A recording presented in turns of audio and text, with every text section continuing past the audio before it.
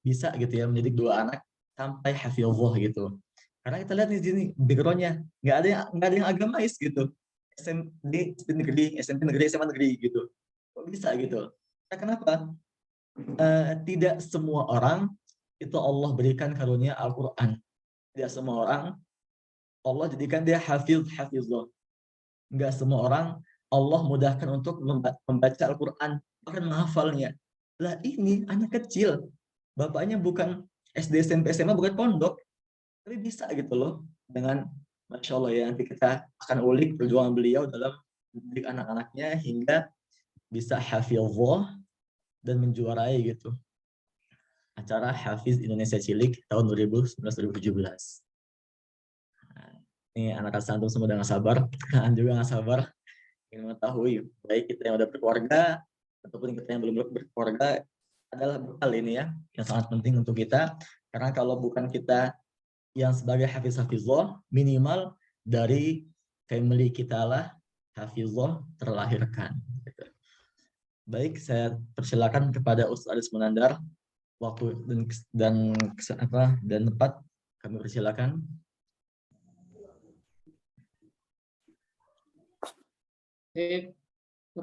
Untuk Ananda Husnul, Oh ya, sebelum kita mulai untuk materi beliau, ini ada sedikit ini teman-teman ya, kita mulai dengan tilawah Quran dan langsung dibacakan oleh anak beliau, Hafizah Cilik, kepada Adinda An-Najwa Husnul Mufidah untuk membacakan tilawah Qurannya, dipersilakan.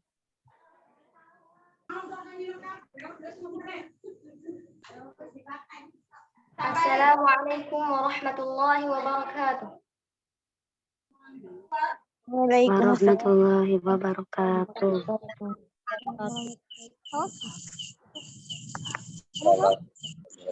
A'udzu billahi minasy syaithanir rajim.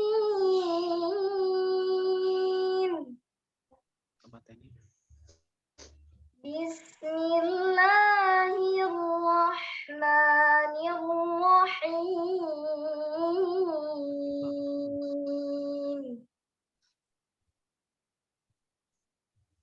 Qul inni nuhitu an a'budal ladzina tad'una min dunillah.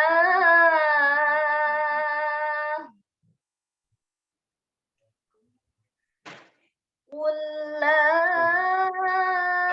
attabi'u ahwa'akum qad dhalaltu idhan wa ma ana minal muhtadin.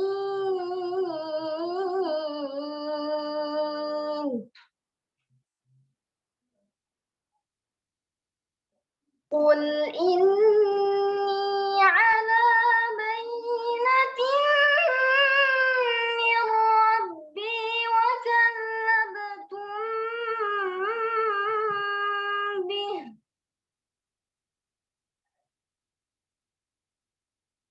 Ma 'indi ma tasta'jiluna bih.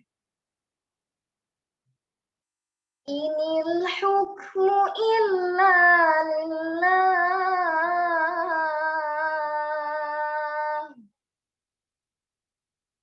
Yaqussul haqqa wa huwa khairul fasilin.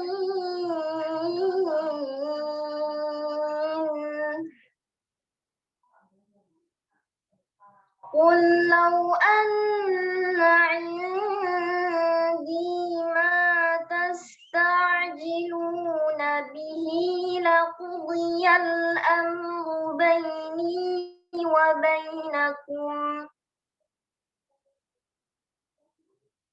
Wallahu a'lamu bizzalimin. Wa 'indahu mafatihul ghaibi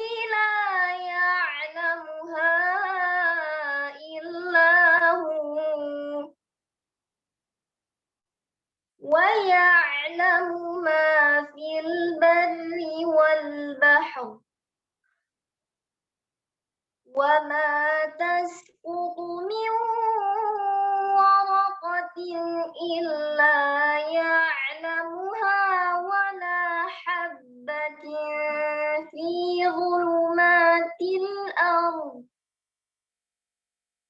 ولا حبة في ظلمات الأرض ولا رطب ولا يابس إلا في كتاب مبين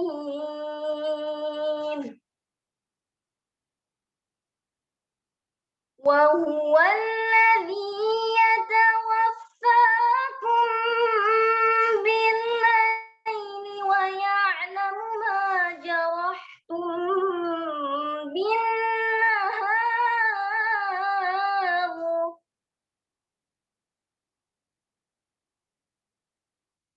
ويعلم ما جرحتم بالنهار ثم يبعثكم فيه ليقضى أجل مسمى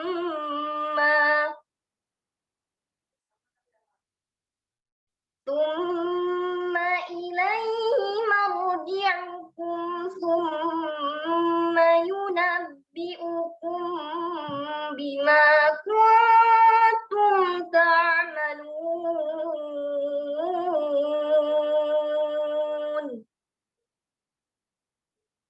صدق الله العظيم والسلام عليكم ورحمة الله وبركاته. Waalaikumsalam warahmatullahi wabarakatuh. Astagfirullahal azim. Terima kasih kepada Adinda An-Nujah Mufidah telah membacakan tilawahnya. Berikutnya kita masuk ke sesi penyampaian materi dengan tema mendidik anak hafiz Quran usia dini yang langsung diampu oleh Al-Ustaz Aris Munandar STMPD, kepada yang kami persilahkan.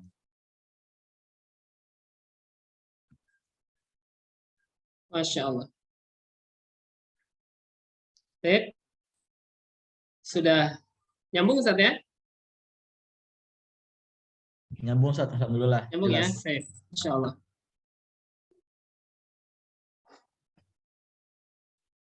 Baik, alhamdulillah rabbil alamin. Bismillah. Assalamualaikum warahmatullahi wabarakatuh. Waalaikumsalam warahmatullahi warahmatullahi wabarakatuh. Innal hamdalillah nahmaduhu wa nasta'inuhu wa nastaghfiruh wa na'udzu billahi min sururi anfusina wa min sayyiati a'malina. Man yahdihillahu fala mudilla lahu wa man yudlil fala hadiya lahu. Asyhadu an la ilaha illallah wahdahu la syarika lah wa asyhadu anna Muhammadan abduhu wa rasuluh la nabiyya wa la rasula ba'da. Wallahu ta'ala fil Qur'anil Karim. A'udzu billahi minasy syaithanir rajim.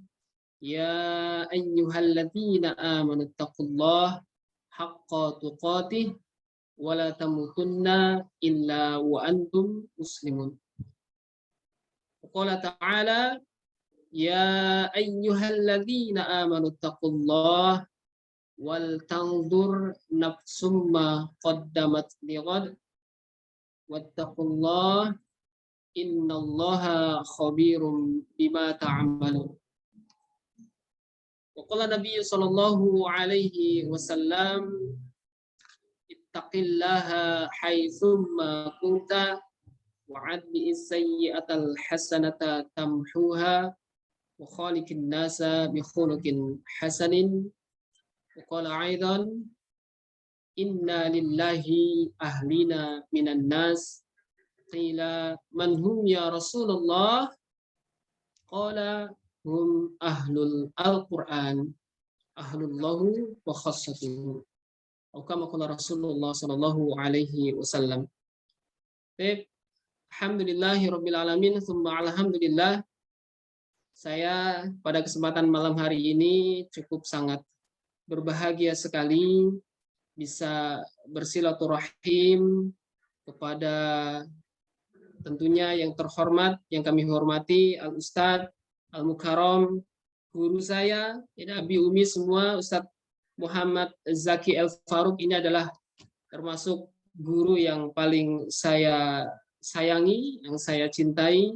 Beliau juga termasuk guru tahsin ya dari seluruh jajaran At-Taqib, Tahfidzul Quran School, dan juga yang kami hormati pula kepada rekan-rekan dari Ustadz Zaki, ya Ustadz Muhammad Ammar Al-Amudi, Ustadz Ahmad Hamzah, dan yang lainnya yang subhanallah, masya Allah, pemuda-pemuda yang sangat semangat untuk berdakwah, mendakwahkan Al-Quran, walaupun jaraknya jauh dan jauh di mata, ya kan, di daerah di negeri Mesir ya. Jadi Ustadz Zaki dan teman-teman sekarang sedang melaksanakan program pendidikan di Mesir, Masya Allah, walaupun jaraknya yang sangat jauh, namun tidak terhalang bagi kita untuk bisa tetap bersilaturahmi dengan lantaran Al-Quran, Insya Allah. Dan juga kepada seluruh asatidah pondok pesantren Tahfidzul Quran yang ada di seluruh Indonesia mungkin yang bergabung pada kesempatan malam hari ini.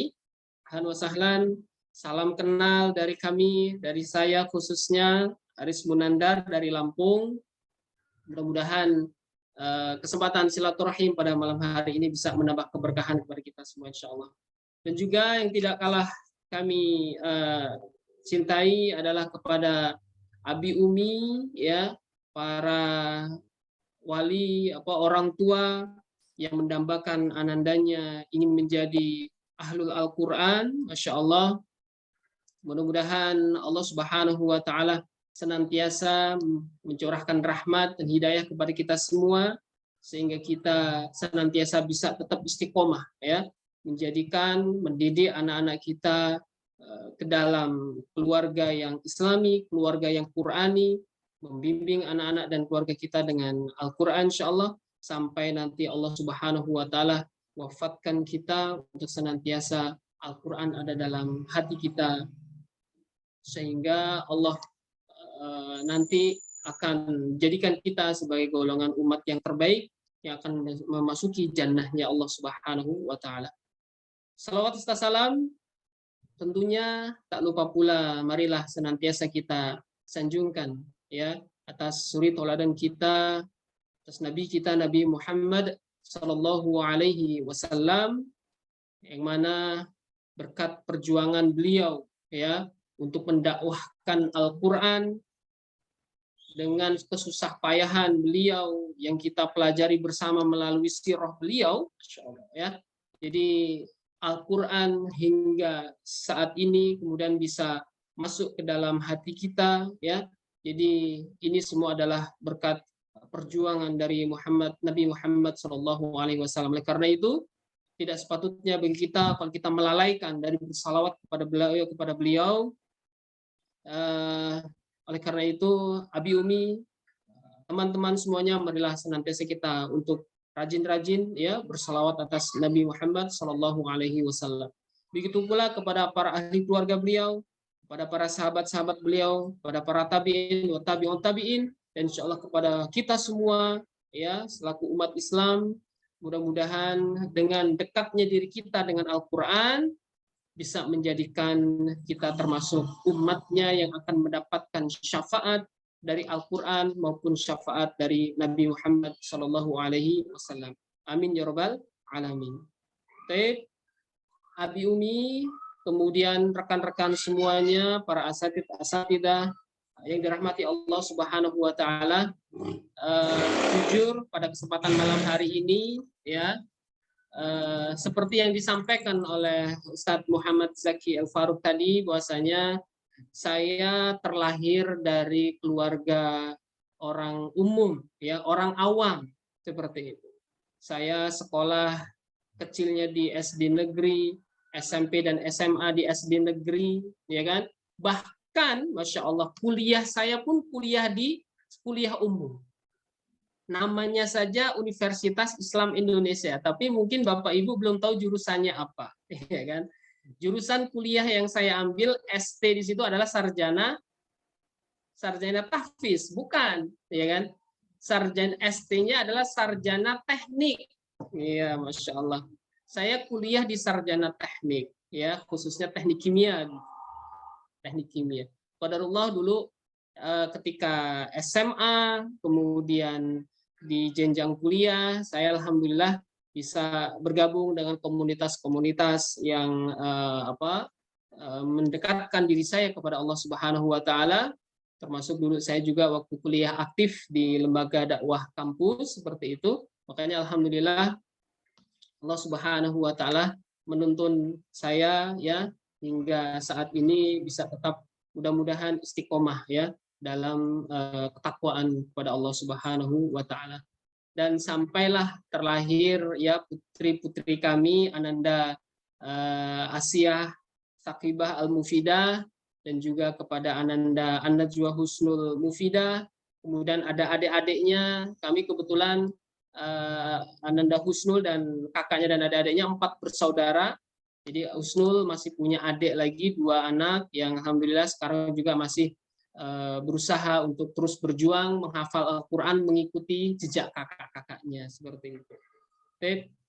Alhamdulillah Allah Subhanahu wa taala karuniakan taufik serta hidayah kepada Ananda Sakibah dan Ananda Husnul sehingga bisa dikuatkan oleh Allah Subhanahu wa taala dulu untuk bisa menyelesaikan hafalannya di usia 10 tahun untuk kakak Sakibah. Kemudian kalau Ananda Husnul di usia 11 tahun, alhamdulillah sudah selesai ziadahnya dan sekarang sedang terus berusaha untuk memungkinkan hafalan, menjaga hafalan dan sudah mulai masuk ke ranah untuk pengambilan sanad qiraat seperti itu. Dan salam dari kakak Sakibah karena beliau posisinya di pondok jadi tidak bisa mengikuti Zoom.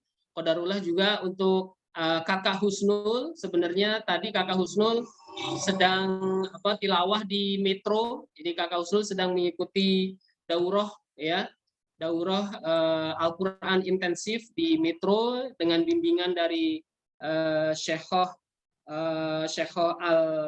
Ahlam Naji Al-Qoh dan Syekhoh Syaud Naji Al-Yamaniyah. Ada 2 syekhoh yang sekarang sedang berkunjung di Lampung ya, tepatnya di Metro. Jadi kemudian alhamdulillah Ananda Husnul, kakak Husnul berkesempatan bisa belajar dengan Syekhoh seperti itu. Tapi tidak terlepas dengan Ustadz Muhammad Zaki Al-Faruq dan teman-teman yang mana kami juga sangat rindu dengan beliau. Harapannya nanti ananda kami, ananda kita semua juga bisa mengikuti jejak Ustadz Zaki ya, mengambil jalur ilmu qiraat Al-Qur'an dan bisa belajar di Mesir atau di Madinah atau di Yaman ya, sebagai mungkin dalam bentuk perjuangan kita untuk bisa menjadikan diri kita menjadi ahlul Al-Qur'an insyaallah. Nah, mungkin itu sedikit perkenalan dari kami. Mudah-mudahan setelah acara ini tidak tertutup begitu saja, masih bisa kita berkesempatan untuk silaturahmi di kesempatan berikutnya insyaallah. Baik, Abi Umi yang rahmati Allah Subhanahu wa taala, pada kesempatan malam hari ini Ustadz Zaki Al-Faruq menginginkan saya untuk bisa menyampaikan materi ya, mendidik anak hafiz Quran di usia dini ya. Jadi sebenarnya di sini kita bukan ingin ceramah gitu ya. Kita bukan ingin tablik akbar, bukan, tapi kita ingin sharing saja ya, sharing karena kemudian saya juga backgroundnya dari orang umum, jadi saya bukan ustadz ya, saya bukan ustadz kondang atau ustadz yang lulusan pondok segala macam, bukan. Jadi mungkin kita bisa nanti sharing-sharing saja. Kalau memang ada kekurangan dari apa yang saya sampaikan, mudah-mudahan bisa ditambahin atau bisa dikoreksi dari seluruh asatid atau asatidah yang bergabung dalam Zoom pada malam hari ini insyaallah. Baik, Abi Umi, teman-teman, rekan-rekan semua asatidah yang dirahmati Allah Subhanahu wa taala. Jadi sebelum kita membahas tentang masalah mekanisme mendidik anak untuk menjadi penghafal Quran segala macam, mungkin kita perlu mengetahui dulu apa sih kedudukan dari seorang anak, ya. Jadi eksistensi seorang anak kita harus paham supaya nanti dengan kefahaman kita untuk bisa memposisikan kedudukan seorang anak, mudah-mudahan bisa membuat kita tetap istiqomah, ya. Walaupun halangan, rintangan, ya, perjuangan yang berat nanti akan kita hadapi ketika kita mendidik anak-anak kita menjadi penghafal Quran, ya. Mudah-mudahan akan tetap bisa kita jalani dengan mudah, ya. Walaupun Allah Subhanahu wa taala pun sudah menyatakan, ya, walaqad yassarnal Qur'ana lidzikri, ya. Sungguh Al-Qur'an itu sudah kami mudahkan gitu ya untuk dipelajari, namun perjuangan untuk mempelajarinya tentunya siapakah di antara kita yang sungguh-sungguh dan siapa yang tidak sungguh-sungguh, kan seperti itu ya. Fahal mimudzakir, ya kan? Siapa yang sungguh-sungguh di antara kita, maka insya Allah akan Allah mudahkan. Namun kalau kita tidak bersungguh-sungguh, ada kemungkinan mungkin kita akan merasa sulit, ya, susah untuk bisa mempelajari Al-Quran. Tapi seperti itu. Jadi yang pertama kita harus pahami tentang kedudukan seorang anak, yaitu kita akan bahas sekilas saja dulu, ya. Kedudukan anak itu bisa sebagai penyejuk hati kita, sebagai qurrata ayun kita. Kedudukan anak juga bisa sebagai perhiasan dunia kita, ya, sebagai salah satu kebanggaan kita, mungkin seperti itu dengan kita memiliki perhiasan di dunia ini, begitupun dengan seorang anak, ya. Kemudian kedudukan anak juga bisa menjadi cobaan buat kita. Sisi lain juga kedudukan anak bisa menjadi musuh bahkan, ya. Bahkan anak pun bisa menjadi musuh buat kita kalau kita salah dalam mendidik. Kemudian kedudukan anak juga sebagai amanah buat kita. Nah, di poin yang terakhir inilah nanti akan kita bahas lebih panjang seperti itu. Baik. Untuk kedudukan anak sebagai penyejuk mata hati kita, sebagai qurrata ayun kita, ya. Makanya abi umi yang sudah memiliki anak gitu ya, yang sudah memiliki anak mungkin sudah merasakan ya betapa indahnya, senangnya kita ya, lucunya anak-anak kita ketika masih di usia kecil gitu ya. Kemudian apalagi kalau kita mendidiknya dengan suasana yang Qur'ani, yang Islami, mudah-mudahan Allah akan subhanallah tuntun mereka sampai di usia remaja nanti, ya, dalam ketaatan kepada Allah Subhanahu wa taala. Termasuk juga kita walaupun yang sudah berkeluarga ataupun yang belum berkeluarga nih, kepada Ustadz Zaki dan teman-teman ya yang ada di Mesir ini, Masya Allah. Mudah-mudahan Allah mudahkan untuk segera mendapatkan jodoh insya Allah, ya. Segera selesaikan kuliahnya, selesai kuliah kemudian nanti insya Allah jangan lupa undang-undang kami seperti itu ya. Undang kami dalam perayaan pernikahannya nanti insya Allah. Mudah-mudahan Allah pertemukan dengan jodoh yang saleh, salehah, hafidah insya Allah, hafidah ya. Baik, jangan lupa senantiasa untuk berdoa kepada Allah Subhanahu wa taala, ya. Rabbana hab lana min azwajina wa dzurriyyatina qurrata a'yun waj'alna lil muttaqina imama. Itu mungkin rumus pertama yang harus kita selalu minta kepada Allah Subhanahu wa taala. Ya. Jadi baik kita yang sudah berkeluarga ataupun yang kita mungkin belum berkeluarga, yang mungkin bercita-cita ingin segera berkeluarga, rajin-rajinlah untuk terus berdoa ini, ya, mendoakan doa ini. Sehingga mudah-mudahan Allah Subhanahu wa taala akan berikan kita anak-anak kita sebagai penyejuk mata hati kita insya Allah. Oke, untuk yang selanjutnya kedudukan anak sebagai perhiasan dunia, ya. Jadi anak pun itu bisa diposisikan sebagai sebagaimana harta benda kita, ya. Jadi Allah katakan dalam surat Al-Kahfi, mungkin insya Allah kita sudah hafal semua, ya.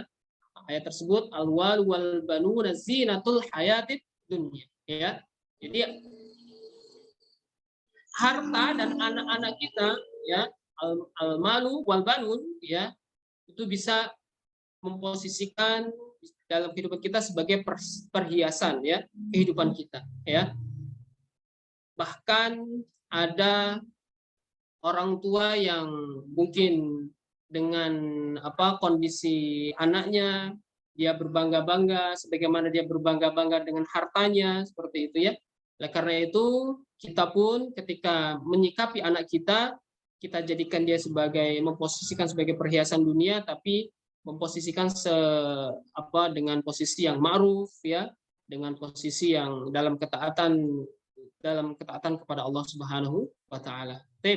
Jadi kondisi atau kedudukan anak itu pun bisa sebagaimana harta benda kita ya. Bentar, laptop aneh baterainya agak lobet.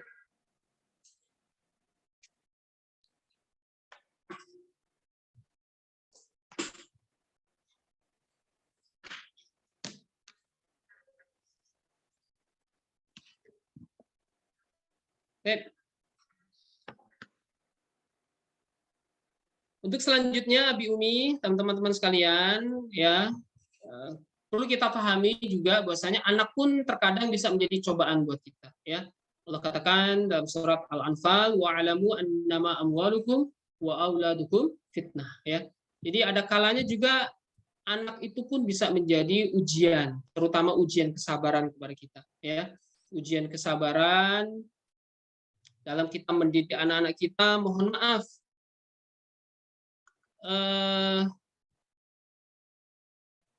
contohnya saja ya,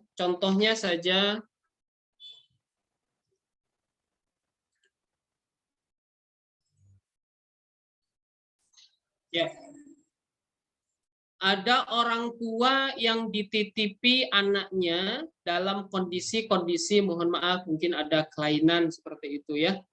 Ya, ada yang Down syndrome gitu ya, ada yang kelainan yang lain, termasuk ananda-ananda kita peserta Hafiz Indonesia yang menginspirasi kita luar biasa. Kalau dulu di zamannya tahun 2017 di waktu kakak Sakibah ikut Hafiz Indonesia itu ada Alana dulu ya, ada Alana dari mana, dari Tegal atau dari mana saya lupa itu ya. Kemudian juga ada Naja tahun 2019 ada Naja ya, dengan segala kondisi yang kita bisa lihat bersama luar biasa Ananda Naja. Dulu Naja ini yang saya sendiri yang sering menggendong Ananda dari hotel ke studio, naik turun bus gitu ya. Dan sampai hari ini pun kami dengan keluarga Ananda Naja, dengan Ibunda Naja masih sering berhubungan, sering silaturahmi insya Allah. Jadi dengan segala kondisi-kondisi yang ada, anak itu pun bisa menjadi ujian, cobaan buat kita, gitu ya. Nah, karena itu Abi Umi yang sekarang sudah memiliki anak, ya dengan kondisi apapun anaknya, mari bersabar. Apalagi kalau anaknya normal seperti itu ya, pada seperti fisiknya segala macam. Kemudian juga ada yang mungkin ada kelainan-kelainan dari segi psikologis mungkin kayak autis atau hiperaktif dan segala macam, itu semua adalah ujian dari Allah Subhanahu wa taala, cobaan dari Allah Subhanahu wa taala.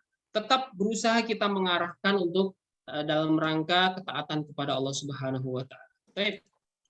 Untuk selanjutnya kita pahami juga hati-hati ya, bahwasanya anak pun bisa menjadi musuh buat kita kalau kita salah dalam pembelajarannya ya. Ini Allah sudah wanti-wanti dalam surat Taghabun, a'udzubillahi minasyaitonirrajim, ya ayyuhalladzina amanu inna min azwajikum wa auladikum aduwwul lakum ya. Kalau kita tidak bisa memahami psikologis anak dari kecil sampai menginjak usia remaja seperti itu, dengan segala keterbatasan ilmu orang tua yang miliki, ada kemungkinan kita akan mengalami hal ini ya.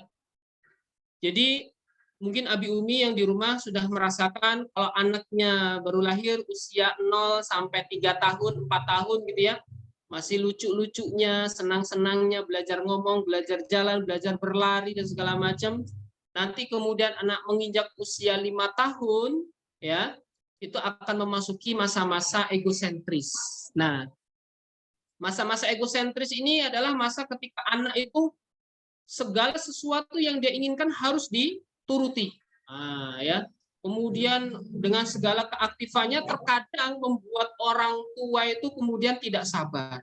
Membuat orang tua sering jengkel, marah segala macam. Ada barang di atas meja kemudian lemparlah, di inilah, ya kan? Nah, itu anak-anak di masa-masa usia egosentris. Maka kita harus tetap bersabar, jangan sampai kita menjustis anak-anak kita dengan istilah, mohon maaf, anak nakal, gitu ya, anak bodoh, anak cengeng, dan istilah-istilah kejelekan, keburukan yang lain.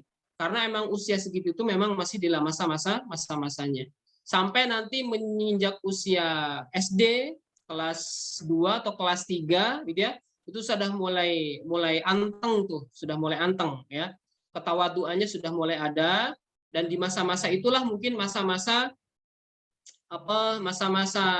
datar ya, masa-masa datar, sampai nanti ketika anak mau lulus SD atau menginjak usia SMP itu ada masa puber, ya kan. Nah, di sini biasanya orang tua sering bermusuhan dengan anaknya ketika anaknya menginjak usia remaja.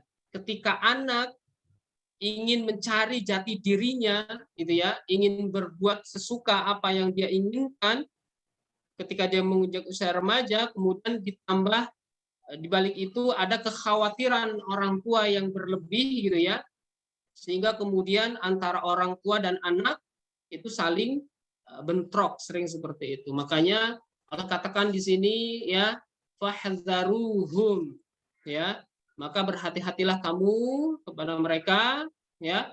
Wa in ta'fu, ketika dia melakukan sebuah kesalahan, maafkanlah, ya. Duduklah, berdialoglah, gitu ya. Ketika anak kita yang sudah menginjak usia remaja ini melakukan sebuah kesalahan, maka kita perlu jangan serta-merta langsung menyalahkan dia, memarahi dia, jangan, ya. Watasfahu, jangan marahi anak kita. Dudukkan, kita bicarakan dialog secara diam-diam, secara pelan-pelan, gitu ya.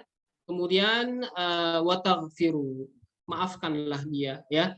Jadi orang tua harus legowo dengan kondisi anak yang ketika menginjak usia remaja, ya, seperti itu. Fa innallaha ghafurur rahim. Mudah-mudahan ya dengan seperti itu Allah kuatkan kita untuk bisa memaafkan anak kita, karena memang Allah pun Maha Pengampun lagi Maha Penyayang. Nah, seperti itu mungkin sedikit gambaran ketika ada anak menjadi musuh bagi orang tuanya, ya. Banyak sekali, bahkan kemarin kejadian di Lampung, mungkin teman-teman yang dari Lampung ya, sempat ada yang berita viral, ada anak yang memotong leher kepala orang tuanya. Orang tuanya lagi duduk-duduk di teras rumah, kemudian dipenggal kepalanya, lehernya, kemudian kepalanya dibawa ditenteng ke kampung, gitu ya. Kemudian bahkan di kampung saya sendiri beberapa bulan yang lalu ada anak yang rumah orang tuanya dibakar, masya Allah, gara-gara minta beliin motor, ya, tapi orang tuanya kan kurang mampu, kemudian minta surat tanah segala macam, sama orang tuanya nggak boleh, akhirnya diam-diam tengah malam rumah ayahnya sendiri, orang tuanya sendiri dibakar sama anaknya. Nah, ini adalah anak-anak yang bisa dikatakan menjadi musuh orang tuanya karena apa? Karena salah dalam pola pendidikan dari sejak kecil, seperti itu. Mudah-mudahan kita semua terhindar ya dari hal-hal yang seperti itu. Na'udzubillah min dzalik, insyaallah. Kemudian yang terakhir, teman-teman semuanya, abi umi sekalian, kita perlu pahami bahwasanya anak ini sebagai amanah. Makanya saya sering sampaikan kepada wali santri yang ada di Asakib, gitu ya, bahwasanya kita harus pahami anak itu bukanlah milik kita. Anak itu bukanlah milik kita. Anak-anak ini adalah titipan dari Allah. Oleh karena itu, ketika kita menginginkan anak kita menjadi anak yang soleh dan soleha, bahkan bisa ingin menjadi penghafal Quran, kita banyak-banyak minta kepada Allah. Minta petunjuk, minta kekuatan kepada Allah. Seperti itu. Dengan segala bisa dikatakan dengan segala kekurangan dan kelebihan anak-anak kita. Ada yang anaknya aktifnya luar biasa, ada anak yang mungkin di sekolahan diajarin mungkin mohon maaf lambat untuk menerima segala macam pelajaran, ya. Jadi itu semua jangan sampai menjadikan kita untuk lemah, ya. Segala sesuatu yang kita hadapi, halangan, rintangan untuk mendidik anak kita adukan kepada Allah. Kita minta kepada Allah. Karena yang menggenggam hati anak-anak kita itu adalah Allah Subhanahu wa taala. Jadi bagaimana supaya kita diberikan kekuatan untuk bisa mendidik anak-anak kita? Tentunya adalah kita senantiasa minta ya kepada Allah Subhanahu wa taala supaya ya Allah lembutkan anakku, lembutkanlah anak kami, lembutkanlah hati anak kami, ya, tawadukkan segala macam seperti itu. Jadi mudah-mudahan insyaallah dengan doa kita yang senantiasa kita lantunkan bisa memposisikan menjadikan anak kita bisa tawaduk atau nurut kepada kita. Termasuk ketika kita bermimpi ya, menginginkan, bercita-cita anak-anak kita menjadi para hafizah. Saya sendiri Masya Allah Abi Umi, ini semua adalah karena rahmat dari Allah Subhanahu wa taala. Saya tidak menganggap ini adalah kehebatan saya dengan istri gitu ya. Ini adalah kehebatan mungkin sekolah dan segala macam, bukan. Dengan kondisi Ananda Husnul dan Sakibah mengikuti program Hafiz Indonesia, kemudian bisa menginspirasi yang berawal mula dari warga sekitar, saudara-saudara, warga kampung sekitar, sampai sekarang dari seluruh penjuru daerah sekitaran kecamatan kabupaten yang menginginkan anandanya seperti Mbak Husnul dan Sakibah gitu ya. Akhirnya mau nggak mau kami membuat sebuah lembaga pendidikan tahfidzul Quran yang diawali dulu di tahun 2016, itu rumah tahfiz, rumah Quran ya. Kemudian mulai tahun 2019 kami membentuk lembaga khusus untuk pencetak penghafal Quran dari kecil. Kita membuat lembaga SDTQ As-Sakib, Sekolah Dasar Tahfidzul Quran As-Sakib ya. Semuanya itu tentunya adalah salah satu mungkin hikmah ya. Salah satu diawali dari inspirasi Kakak Husnul dan Kakak Sakibah, sehingga banyak lingkungan kami diberikan amanah oleh Allah untuk bisa berdakwah lebih luas, mencetak para penghafal Al-Quran sejak kecil seperti itu. Baik, Abi Umi yang dirahmati Allah Subhanahu wa taala. Mungkin mohon maaf Ustadz Zaki, saya untuk materi ini diberi waktu sampai jam berapa Ustadz Zaki? Maksimal 1 jam Ustadz. Maksimal 1 jam, berarti sampai jam berapa nih nanti? Sampai jam berarti ini kalau di Mesir sampai jam 4:30 Ustadz. Kalau di Indo berarti sampai jam 9:30 setengah 10 ya, jadi kurang lebih setengah jam lagi lah ya. Tapi insya Allah mudah-mudahan dengan keterbatasan waktu ini Allah Subhanahu wa taala berikan kefahaman kepada diri saya sendiri pribadi maksudnya, dan juga kepada Abi Umi sekalian, kepada peserta Zoom pada malam hari ini insya Allah. Baik, Abi Umi yang dirahmati Allah Subhanahu wa taala, kita tetapkan pilihan kita, mengapa kita harus memilih anak-anak kita untuk menjadi penghafal Al-Quran, ya kan? Itu adalah pilihan yang memang harus kita pilih. Ada orang tua yang memilih anaknya mungkin menjadi bintang lapangan, ya, sebagaimana kemarin baru selesai Piala Dunia, gitu ya. Ada yang orang tua yang menginginkan anaknya hebat dalam hal akademik, ya kan? Atau mungkin keahlian-keahlian yang lain. Namun kenapa kok kita malah memilih anak kita menjadi penghafal Al-Quran? Ya, makanya di sini kita perlu pahami,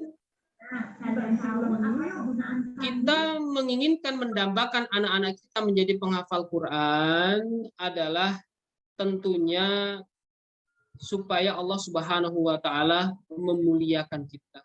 Supaya Allah Subhanahu wa taala menggolongkan kita, ya, menggolongkan kita termasuk ke dalam golongan hamba-hambanya yang mulia, ya. Kita pahami bahwasanya sebelum proses menghafal Al-Qur'an, ya, ada proses untuk belajar membaca Al-Qur'an yang sekarang sedang diperjuangkan terus oleh Ustadz Zaki dan teman-teman, ya, membuka kelas-kelas tahsin dan segala macam, ya, walaupun jauh jaraknya tapi tidak menjadi masalah, bisa lewat online segala macam. Nah, itulah perjuangan untuk bisa mempelajari Al-Quran, membaca Al-Quran. Kemudian setelah membaca, kita berusaha untuk menghafalkannya. Setelah menghafalkan, kita pun nanti akan berusaha untuk mentadaburinya. ya, mempelajari ilmu tafsir segala macam seperti itu. Dan tentunya setelah kita paham, ya, hafal, kita pahami artinya minimal, ya, kemudian kita berusaha untuk mengamalkannya dalam kehidupan sehari-hari kita. Ya, sedikit ayat yang kita pahami kemudian kita amalkan, insya Allah itu lebih baik, insya Allah, ya. Jadi itu adalah salah satu pilihan kita, jalan hidup kita, supaya Allah Subhanahu wa Ta'ala menggolongkan kita menjadi hamba-hambanya yang mulia di sisi Allah Subhanahu wa Ta'ala. Makanya di sini kita harus pahami kenapa kok kita mengambil jalan penghafal Al-Quran. Ya, kita awali pendidikan anak-anak kita dengan Al-Quran. Insya Allah nanti di kemudian hari ketika mereka berinjak dewasa, mereka akan dimudahkan oleh Allah Subhanahu wa Ta'ala. Allah akan mudahkan jalan hidupnya.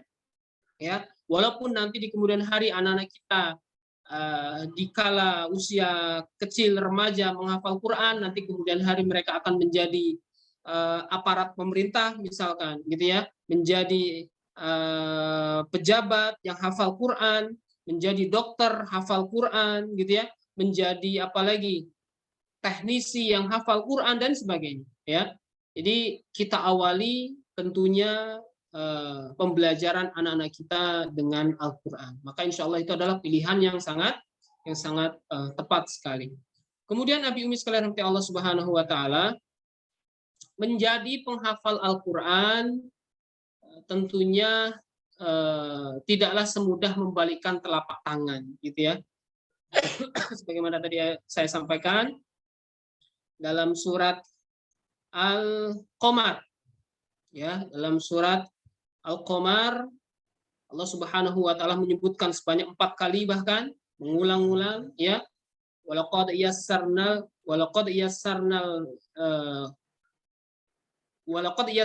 Qur'ana lidzikri, ya, fahal min mudzakir.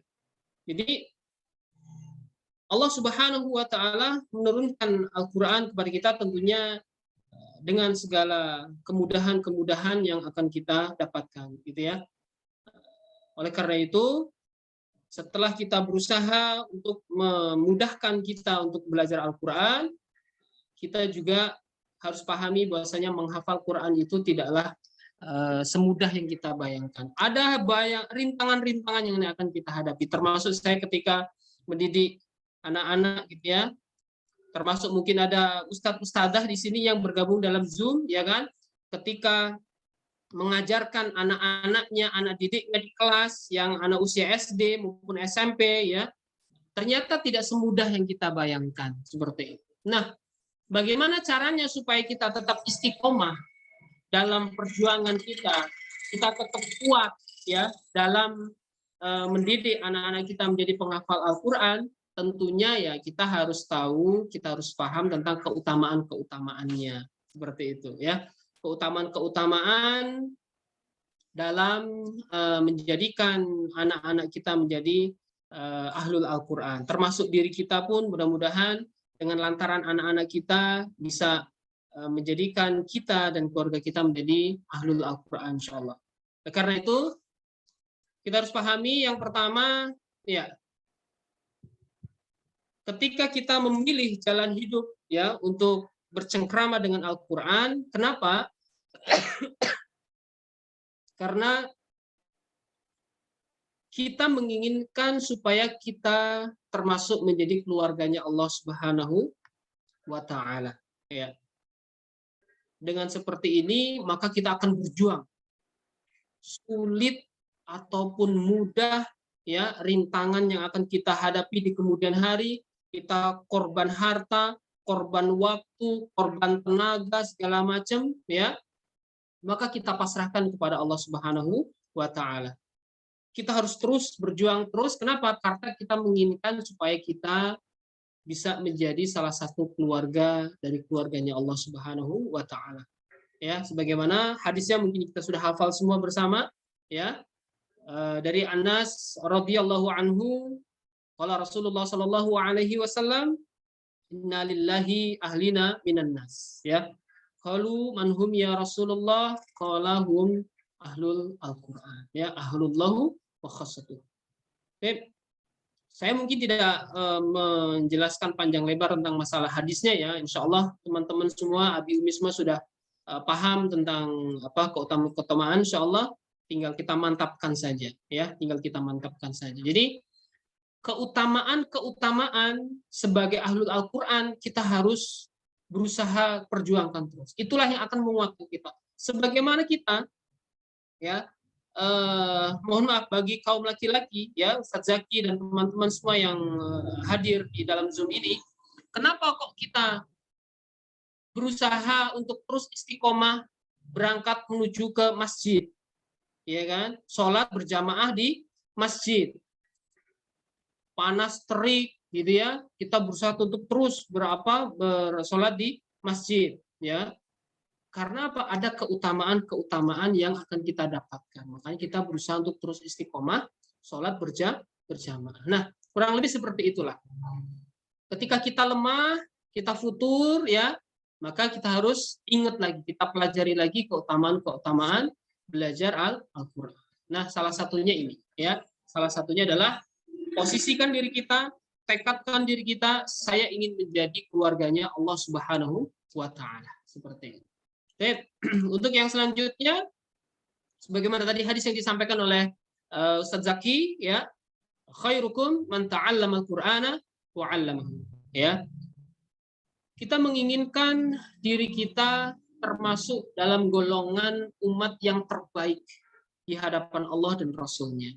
Sebagaimana kita juga merasa bangga ketika kita menjuarai, ya kan, sebuah perlombaan mungkin, gitu ya. Apalagi kalau lomba 17 Agustusan gitu ya, yang kemarin sudah kita lakukan, ya, lomba di sekolahan, lomba di desa dan sebagainya, ketika kita juara, tentu kita ada perasaan bangga, menjadi yang terbaik seperti itu.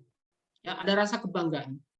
Begitupun dengan kita, ketika kita belajar Al-Quran, ya, walaupun masih susah payah, terbata-bata segala macam, walaupun yang sudah lancar, yang sudah hafal Al-Quran, untuk terus bisa mendekatkan diri kepada Al-Quran, belajar dan mengajarkan, mengamalkan. Karena apa? Karena keinginan kita untuk bisa menjadi orang yang terbaik. Seperti itu. Ya. Oke, lanjut. Kemudian juga penghafal Quran bisa digolongkan sebagai pewaris ilmu. Ya. Allah Subhanahu wa Ta'ala katakan dalam surat Al-Ankabut, a'udzubillahi minasyaitonirrajim, bal huwa ayatun bayyinatun fi suduril ladzina utul ilm. Ya. Jadi sebenarnya Al-Qur'an itu adalah ayat-ayat yang nyata yang di dalam dada orang-orang yang berilmu. Yang mana mungkin orang yang tidak berilmu dalam hatinya ada Al-Qur'an, ya kan? Orang-orang yang dalam hatinya ada Al-Quran, otomatis insya Allah dia orang-orang yang taat kepada Allah, orang yang dekat kepada Allah, ya. Apalagi kalau ditambah dengan ilmu-ilmu yang banyak akan masuk ke dalam dirinya insya Allah. Jadi kita memposisikan diri kita dan keluarga kita untuk bisa dekat dengan Al-Quran, supaya kita termasuk keluarga pewaris ilmu para Ambiya, seperti itu ya. Jadi mudah-mudahan walaupun mungkin kita belum bisa menjadi ulama besar misalkan gitu ya, tapi kita berusaha untuk terus belajar Al-Quran supaya ilmu itu masuk ke dalam diri kita dan keluarga kita insyaallah. Yang selanjutnya, oke, jadi penghafal Quran atau orang yang paham dengan Al-Quran itu sudah selayaknya berhak menjadi seorang pemimpin, ya. Jadi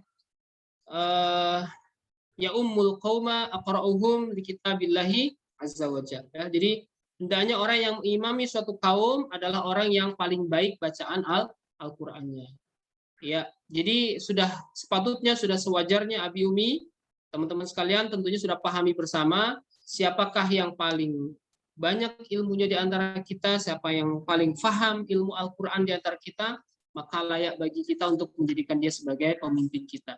Oleh karena itu mudah-mudahan kita juga berharap lantaran anak-anak kita, anak-anak cucu keturunan kita nanti ke depannya bisa menjadi pemimpin-pemimpin umat, ya, di lingkungan kita, di sekitar kita, bahkan mudah-mudahan bisa nanti menjadi presiden ya dari lahirnya keturunan-keturunan kita sebagai penghafal Al-Qur'an insyaallah. Amin ya rabbal alamin. Ya. Kemudian yang jelas kita juga menginginkan ketika kita terjun dalam dunia Al-Qur'an gitu ya, bercengkrama dengan Al-Qur'an, kita minta supaya Allah Subhanahu wa taala mengangkat derajat kita ya. Allah katakan dalam dalam hadis riwayat Muslim ya, innallaha yarfa'u bihadzal kitabi qauman wa yad'u bihi akharin ya. Sungguhnya Allah Subhanahu wa taala akan mengangkat derajat suatu kaum dengan Al-Qur'an ya. Dengannya pula ya Allah Subhanahu wa taala akan merendahkan kaum yang lain seperti itu. Jadi sudah sunatullah ya, sudah menjadi janji dari Allah Subhanahu wa taala bahwasanya orang yang dalam hatinya ada Al-Qur'an tidaklah mungkin ya dia menjadi orang-orang yang diremehkan oleh orang lain. Pasti akan dimuliakan ya seperti itu. Mudah-mudahan insyaallah itu semua ada di diri kita dan ahli keluarga kita insyaallah. Lanjut. Ya, termasuk juga ahlul Quran akan senantiasa bersama para malaikat. Ya, hadisnya juga sangat masyhur, kita sering mendengar hadis ini, kita sering membaca hadis ini ya. Di orang yang mahir dalam membaca Al-Qur'an, alladzina yaqra'ul Qur'an wa huwa mahiru bihi ma'asyafaratil kiramil bararah ya. Dia akan bersama para malaikat, akan senantiasa dilindungi oleh para malaikat ya. Begitupun dengan kita Abi Umi yang sekarang masih proses awal membaca Al-Qur'an, belajar Qur'an, jangan patah semangat. Justru dengan kita yang masih terbata-bata dalam membaca Al-Qur'an akan mendapatkan pahala dua kali lipat ya. Jadi wa huwa alaihi saqqun lahu ajrun. Pahala kesungguh-sungguhan kita dalam belajar Al-Qur'an dan pahala setiap huruf yang akan kita dapatkan. Jangan kalah ya, jangan menyerah.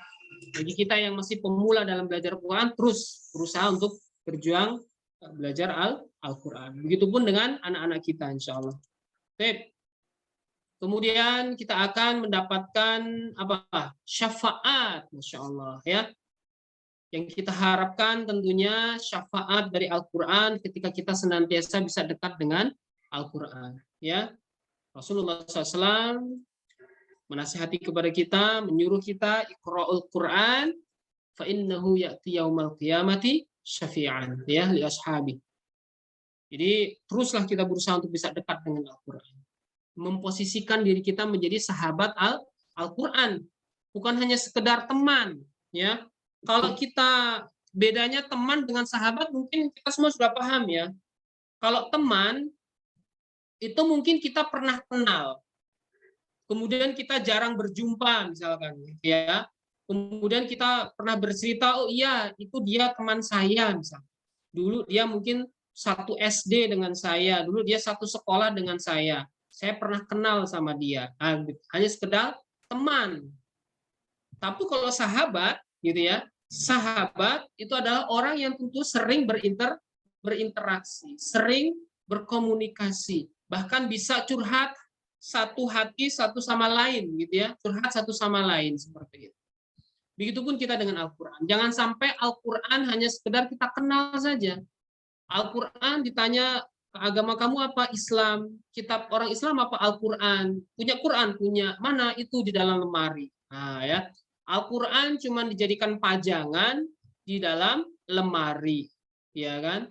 Tidak pernah dibaca kalau paling setahun sekali, kalau pas lagi Ramadan misalkan, pas lagi semangatnya baca Quran, ya kan, seperti itu. Jangan, ya Al-Quran kita jadikan sebagai sahabat. Setiap hari kita berusaha untuk bisa berinteraksi dengan Al-Quran, insya Allah. Mudah-mudahan dengan seperti itu Al-Quran akan memberikan syafaat kepada kita, insya Allah. Amin ya rabbal alamin. Kemudian Abi Umi tentunya juga ketika kita sering membaca Quran kita akan mendapatkan pahala yang melimpah ya dari setiap huruf yang kita bacakan. termasuk untuk guru-guru yang sekarang sedang posisinya menjadi seorang guru, Masya Allah.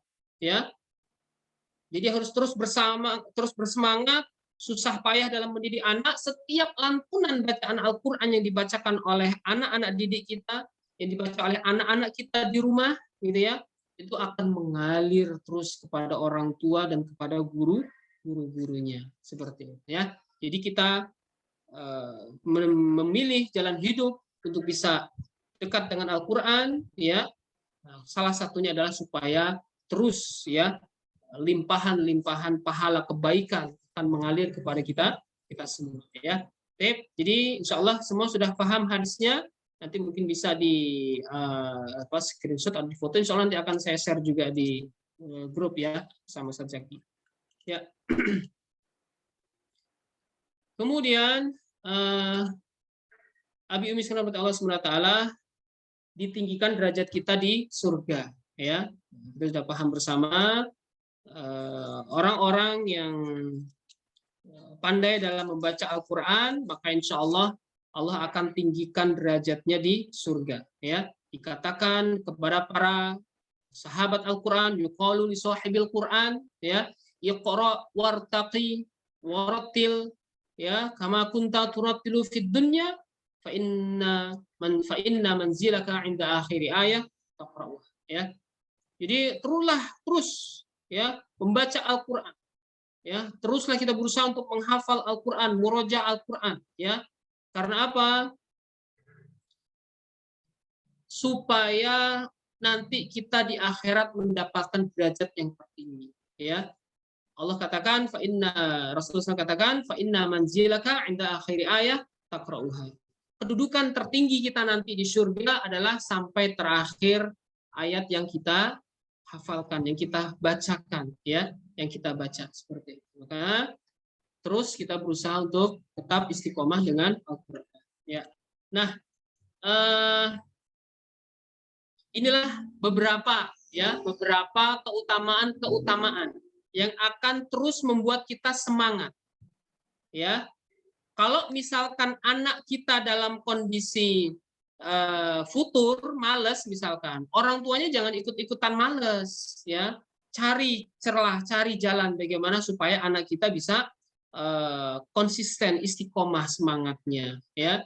Kalau saya dulu waktu mendidik Ananda Husnul, Sakibah sama adik-adiknya gitu ya, ketika mereka usia masih kecil, saya mengambil filosofi dari ikan lumba-lumba. Mungkin Abi Umi ya kan pernah tahu ikan lumba-lumba ketika melakukan atraksi, ya. Ikan lumba-lumba bisa loncat sana, loncat sini, gitu ya. Kemudian bahkan bisa berhitung, ya kan. Kemudian bisa menampilkan atraksi yang indah segala macam, menari-nari di kolam. Setelah melakukan atraksi, apa yang diberikan sama pawangnya? Hadiah, reward, gitu ya, walaupun kecil. Nah, itulah yang akan mengistiqomahkan, yang akan menjaga semangat anak-anak kita, ya. Karena memang dunia anak-anak ini memang dunia yang senang ketika diberikan hadiah seperti itu. Jadi mari kita ajak anak-anak kita untuk bisa terus ya dekat dengan Al-Qur'an. Kemudian ketika mungkin target-target sudah didapatkan, maka jangan istilahnya jangan pelit-pelit lah gitu ya, kita untuk bisa memberikan reward kepada anak-anak kita insya Allah. Oleh karena itu mudah-mudahan ini bisa menjadi kekuatan kita untuk tetap istiqomah dengan segala keutamaan-keutamaan yang tadi sudah kita paparkan seperti itu ya. Baik, yang kemudian kenapa kok harus dari usia dini gitu ya? Kenapa kok harus di usia kecil? Kenapa gampang lah, nanti kalau udah gede kan dia akan tahu sendiri mana yang baik mana yang enggak kan gitu. Nah, masih banyak orang tua yang berpandangan seperti ini. Teruslah udah kalau bahasa Jawa gitu ya, udahlah biarin aja, namanya aja anak kecil misalkan gitu ya, wis yang penting seneng misalkan. Nanti kalau udah gede kan dia akan tahu sendiri, ya kan, dia akan ngaji sendiri misalkan. Tidak seperti itu Abi Umi ya. Kita arahkan anak-anak kita sejak kecil. Kita suasanakan mereka di suasana Islami sejak kecil, seperti itu ya. Karena itu Dalam hal ini bahkan Imam As-Suyuti rahimahullah berkata, ya, mengajarkan Al-Quran kepada anak-anak merupakan salah satu pokok dalam Islam.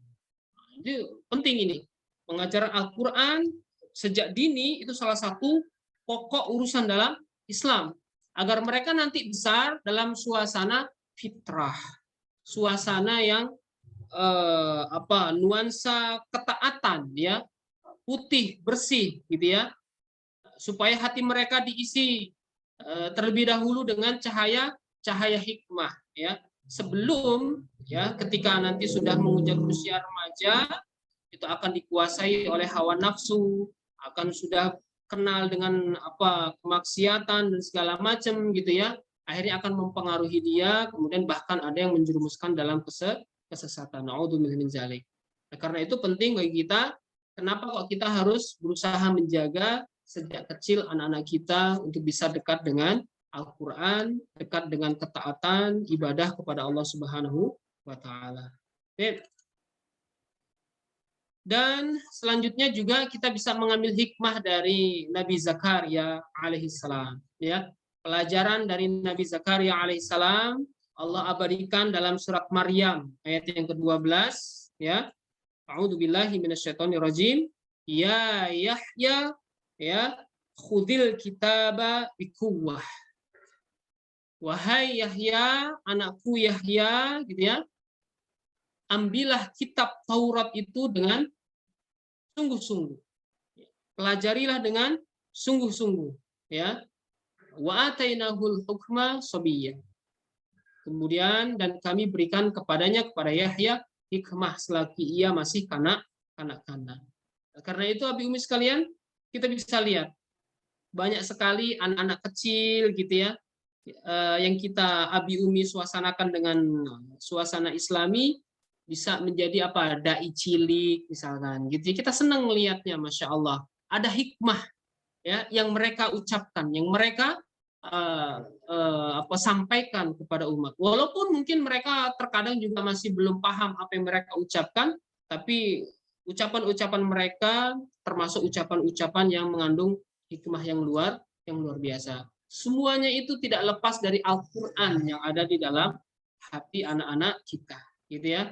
Nah, karena itu mudah-mudahan Allah Subhanahu wa Ta'ala, ya, mudahkan kita, ya, insyaallah, untuk bisa mengambil pelajaran dari kisah Nabi Zakaria, yang mana memerintahkan kepada anaknya Yahya alaihissalam untuk bisa terus dekat dengan kitab pada masa waktu itu, yaitu kitab Taurat, ya. Kemudian keuntungan-keuntungan apa saja yang akan kita dapatkan ketika kita proses belajar Al-Quran dimulai dari usia kecil, ya. Ya, mungkin sepintas-sepintas saja ya, Abi Umi, teman-teman sekalian. Yang pertama kan kita dapatkan adalah berburu ridho Allah Subhanahu wa Ta'ala.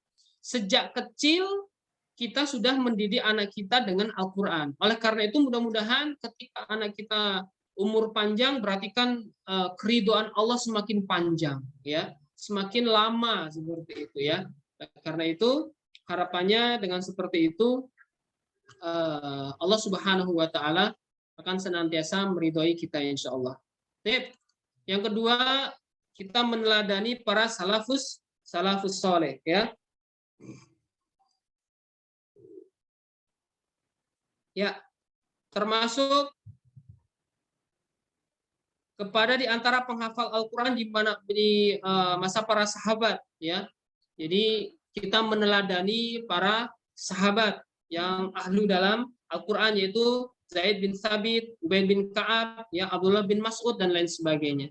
Jadi menghafal Al-Quran ini juga salah satu kebiasaan para sahabat, ya, para tabi'in, tabi'in, orang-orang soleh di masa lalu, ya, para salaf di masa lalu. Maka kita juga berusaha untuk bisa mengikuti jejak beliau, ya, seperti itu. Kemudian dengan mendidik anak-anak kita di usia kecil, kita juga berusaha untuk menjaga fitrah, ya, menjaga fitrah anak kita, yang mana kita pahami anak-anak kita ketika dilahirkan kan dalam kondisi suci, ya, dalam kondisi suci di sini maksudnya adalah anak kita berada dalam fitrah Islami, ya, semua, ya. Kemudian kitalah orang tuanya, ya, yang akan menjadikan anak-anak kita apakah nanti menjadi Yahudi, Nasrani atau Majusi, ya, seperti itu. Jadi dengan kita mendekatkan anak-anak kita dengan Al-Quran sejak kecil, maka ini salah satu langkah kita untuk bisa menjaga fitrah anak-anak kita, seperti itu. Oke. Kemudian kita pahami bahwasanya di usia masih kecil itu daya ingatnya masih kuat, ya, maka mudah-mudahan ini bisa menjadi salah satu kemudahan bagi kita, ya, untuk bisa mendidik anak-anak kita, insya Allah. Kemudian langkah-langkah, ya, langkah-langkah yang akan kita ambil, langkah-langkah yang akan kita ambil dalam mendidik anak kita. Mari luruskan niat, Abi Umi, menghafal Al-Quran tentunya tidak lepas dari rahmat Allah Subhanahu wa Ta'ala. Jadi ketika kita mendambakan anak-anak kita menjadi penghafal Quran atau kita yang hendak menghafal Quran, maka tentunya niat kita adalah semata-mata karena ingin mencari keridhaan Allah. Luruskan niat kita. Jangan kita menghafal Quran karena supaya kita menjadi orang terkenal. Menghafal Quran, belajar Quran supaya kita nanti lomba bisa juara misalkan. Atau bahkan sekarang banyak sekali orang tua yang memasukkan ke lembaga-lembaga Islami menghafal Quran, tapi niatnya supaya nanti gedenya besarnya nanti bisa mudah masuk fakultas kedokteran misalkan, gitu ya. Ya kan, seperti itu. Jadi niat-niat seperti itu jangan sampai hanya sekedar mencari keuntungan duniawi dari menghafal Al-Quran. Itu semua nanti adalah efeknya saja, ya.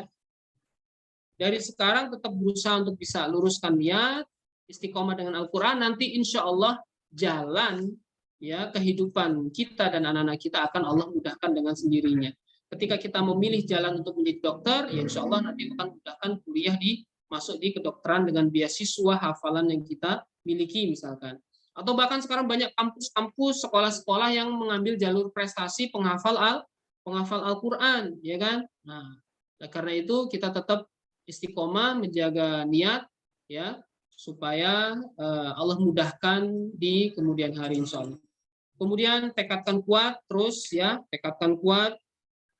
Jangan sampai kita patah di semangat di tengah jalan, ya. Jadi totalitas penuh. Jadi bahkan dulu, mohon maaf Abi Umi, Ananda Husnul dan Sakibah ini kan dulu SD-nya homeschooling, ya. Jadi sempat sekolah di SDIT, kalau kakak Sakibah dulu di SDIT kurang lebih sampai kelas 3, namun karena sudah hafalannya semakin banyak, kemudian program sekolahnya juga semakin padat, sekolah pulangnya sore segala macam, jadi ketika menghafal Quran tinggal waktu sisa capeknya saja, gitu ya. Karena itu kemudian saya memutuskan untuk homeschooling. Jadi anak-anak kita di rumah fokus dengan Al-Quran, kemudian untuk belajar umumnya waktu itu kita cukup leskan saja ke guru-guru les seperti itu privat, ya. Dan itu juga yang mungkin banyak diambil oleh orang-orang tua saat ini supaya anaknya bisa fokus dengan Al-Quran. Nah, ketika di rumah kita mengajarkan anak kita, menyimak hafalan anak kita, itu terkadang Masya Allah ada saja mungkin yang membuat dia baru setoran sedikit nangis, gitu ya, baru setoran sebentar udah kemudian minta ini minta itu, ya, padahal pada waktu itu kita mungkin lagi ada kerjaan yang harus selesai, ada tugas segala macam, gitu ya, yang penting. Ketika kita nyimak anak kita, ya Allah nak, kadang dulu saya masih ingat waktu Mbak Sakibah sama Mbak Usnul kecil itu, ya, Abi sudah rela nungguin kamu untuk nyimak hafalan, udah ninggalin kerjaan, lah kok malah baru setoran sedikit kamu udah nangis, gitu ya. Padahal target kita harus selesai itu hari itu setorannya, gitu. Baru setoran sebentar udah nangis. Nah, kayak itu. Nah, inilah totalitas kita terkadang diuji oleh Allah Subhanahu wa Ta'ala. kita tunda dunia kita demi menyimak setoran hafalan anak-anak kita gitu ya. Kemudian diuji kesabaran kita oleh Allah dengan kondisi anak-anak kita yang mungkin pada waktu itu capek, lelah, nangis dan sebagainya gitu ya. Oleh karena itu terus kuatkan tekad kita ya, totalitas untuk bisa menjadi keluarga Ahlul Al-Qur'an. Kemudian memberikan keteladanan ya, sebagai orang tua kita juga berusaha untuk terus memberikan keteladanan kepada anak-anak kita ya. Kemudian juga kita bangun keluarga yang Qur'ani.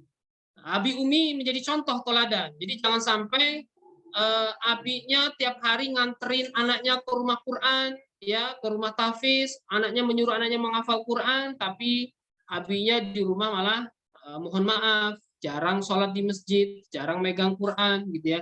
Jadi membangun keluarga Qurani diawali dari kedua orang tua itu sangat penting sekali memang. Kemudian kita ajarkan menghafal Quran dengan cinta, Masya Allah. Kita suasanakan keluarga kita untuk terus bisa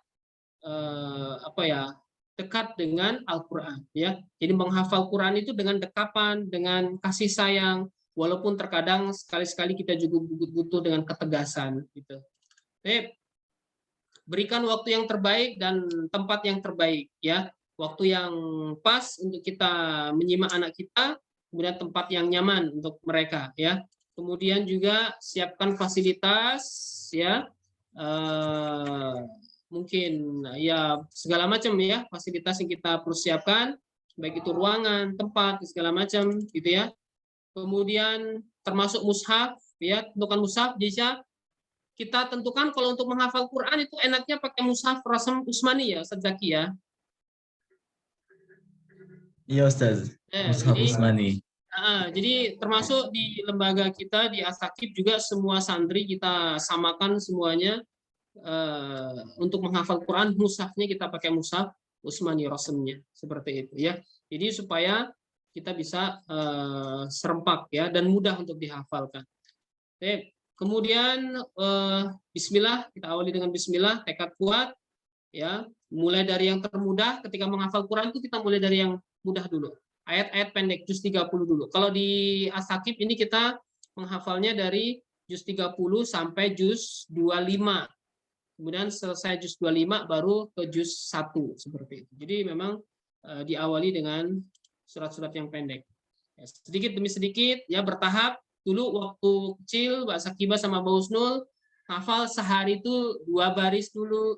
2 baris, hitungannya baris dulu, bukan ayat tapi baris gitu ya. Baris. Kemudian alhamdulillah sampai menginjak usia lebih lanjut bisa 1 halaman, 1 lembar per hari.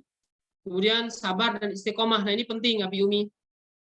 Sabar kita untuk menghadapi anak-anak kita dan bisa terus istiqomah, itu adalah kekuatan dari Allah Subhanahu wa taala. Maka kita senantiasa minta ya kepada Allah untuk bisa tetap istiqomah. Disiplin ilmu ya, disiplin waktu. Jadi ini yang sering saya sampaikan juga kepada wali-wali santri yang ada di lembaga Asakib ketika ada pertemuan wali ya. Jadi orang tua itu dialah sebagai manajer anak-anaknya. Jadi mohon maaf, peserta-peserta Hafiz Indonesia itu rata-rata kenapa kok pendampingnya orang tuanya gitu ya? Karena memang orang tuanya yang tahu persis bagaimana mendidik anaknya ketika di rumah. Jadi manajemen waktu itu penting. Ketika pulang sekolah, habis pulang sekolah, kapan waktunya untuk makan siang, kemudian untuk tidur, kapan untuk murojaah, kapan untuk belajar, itu harus di manajemen betul. Ya, karena masih banyak orang tua yang ketika anaknya pulang sekolah, udah biarin keluyuran, sepedahan, layangan, segala macam, nanti pulang-pulang sore, ya kan, pulang malam udah capek tidur, nah seperti itu. Nah inilah ya, jadi disiplin waktu. Ketika kita ingin menjadikan anak-anak kita untuk bisa fokus dengan Al-Quran, tentukan waktu, kesepakatan dengan anak ya, jam berapa harus menghafal Quran, jam berapa harus murojaah, jam berapa harus tidur, belajar dan sebagainya. Seperti itu. Kemudian siapkan reward. Nah ini yang penting ya. Jadi anak-anak kita dari kecil memang wajar ketika dia selesai hafalan satu surat, saya minta beli apa? Mohon maaf mungkin mobil-mobilan. Selesai satu juz, dulu kalau Mbak Sakibah minta beliin boneka, minta beliin bantal apa? Bantal boneka sebenarnya seperti itu ya. Jadi ini anak-anak, dunia anak-anak memang seperti itu Abi Umi. Sebagaimana tadi ikan lumba-lumba, ketika dia melakukan sebuah aktivitas yang menarik, kemudian sama pawangnya pasti selalu dikasih reward. Sampai akhirnya nanti mereka akan apa ya, di usia akan pasrah gitu ya. Contohnya misalkan gini, dulu waktu Mbak Husnul, Kakak Husnul di usia sekitar 10 tahun, 9 tahun, 10 tahun, ketika dia selesai target hafalan, misalkan selesai satu juz, saya tawarkan, Mbak Husnul mau hadiah apa nih? Ya, terserah Abi lah, nah, gitu ya. Nah, kalau sudah mulai masuk kata-kata terserah Abi, disitulah kita masukkan pemahaman bahwasanya kita menghafal Quran ini karena Allah Subhanahu wa Ta'ala. Kita menghafal Quran karena ingin mendapatkan keridhaan Allah, bukan karena ingin mencari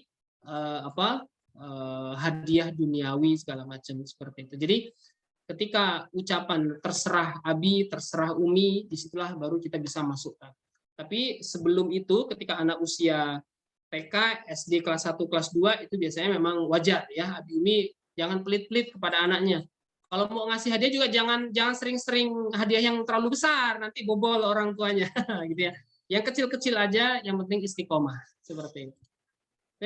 Nah, terakhir Ustadz Zaki, mudah-mudahan pas waktunya ya, lebih sedikit ya. Jadi ini mungkin yang bisa kita sampaikan, pesan terakhir buat kita semua ya. Bila kita bukan keturunan penghafal Al-Qur'an dan kita juga belum juga menghafal Al-Qur'an, bertekadlah untuk menjadikan keturunan kita, anak cucu kita menjadi penghafal Al-Qur'an. Gitu ya. Anak yang hafal Al-Qur'an sesungguhnya mereka sedang merajut mahkota kemuliaan untuk orang tuanya di akhirat nanti insya Allah. Jazakallahu khairan katsiran, mudah-mudahan bermanfaat.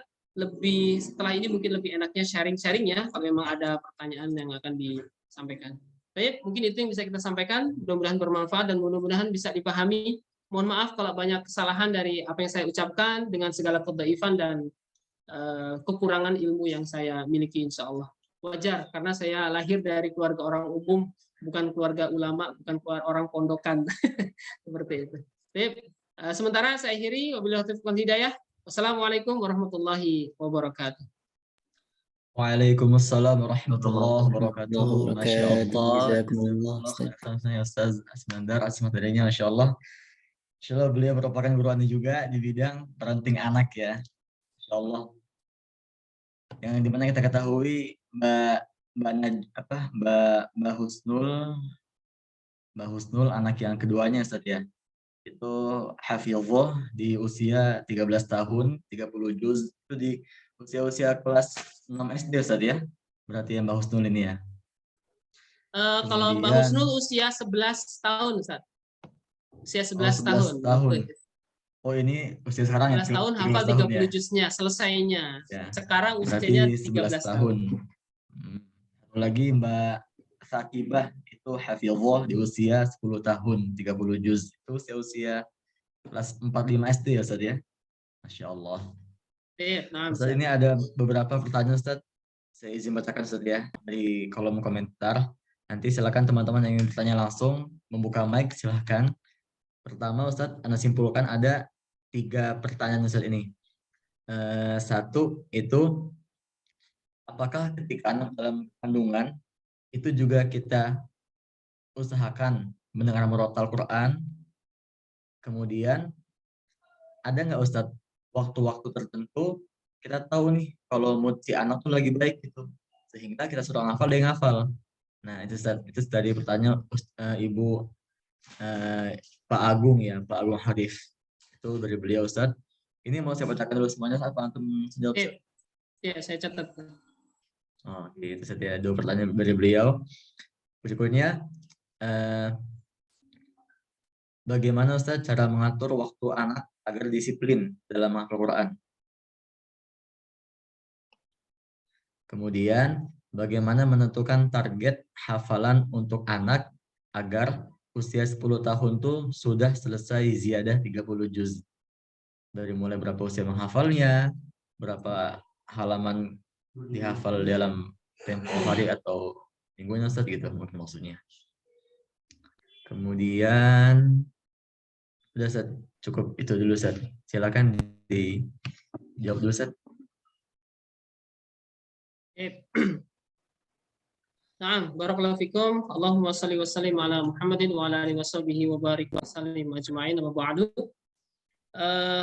Ya, yang pertama dengan masalah kandungan. Nah, ini kita mundur agak ke belakang lagi. Kalau tadi saya membahas sudah langsung posisinya sudah jadi anak, nah seperti itu ya. Nah, sekarang kita mundur sedikit ketika posisi anak sedang dalam kandungan. Nah, jadi memang alangkah baiknya ketika stimulasi otak anak itu kita mulai ketika mereka dalam usia dalam kandungan. Ketika Allah Subhanahu wa taala tiupkan ruh kepada anak kita dalam kandungan di usia 4 bulan, disitulah kita sudah memulai untuk bisa menstimulasi mereka, ya, mendengarkan lantunan-lantunan Al-Qur'an seperti itu. Jadi kalau boleh saya usulkan,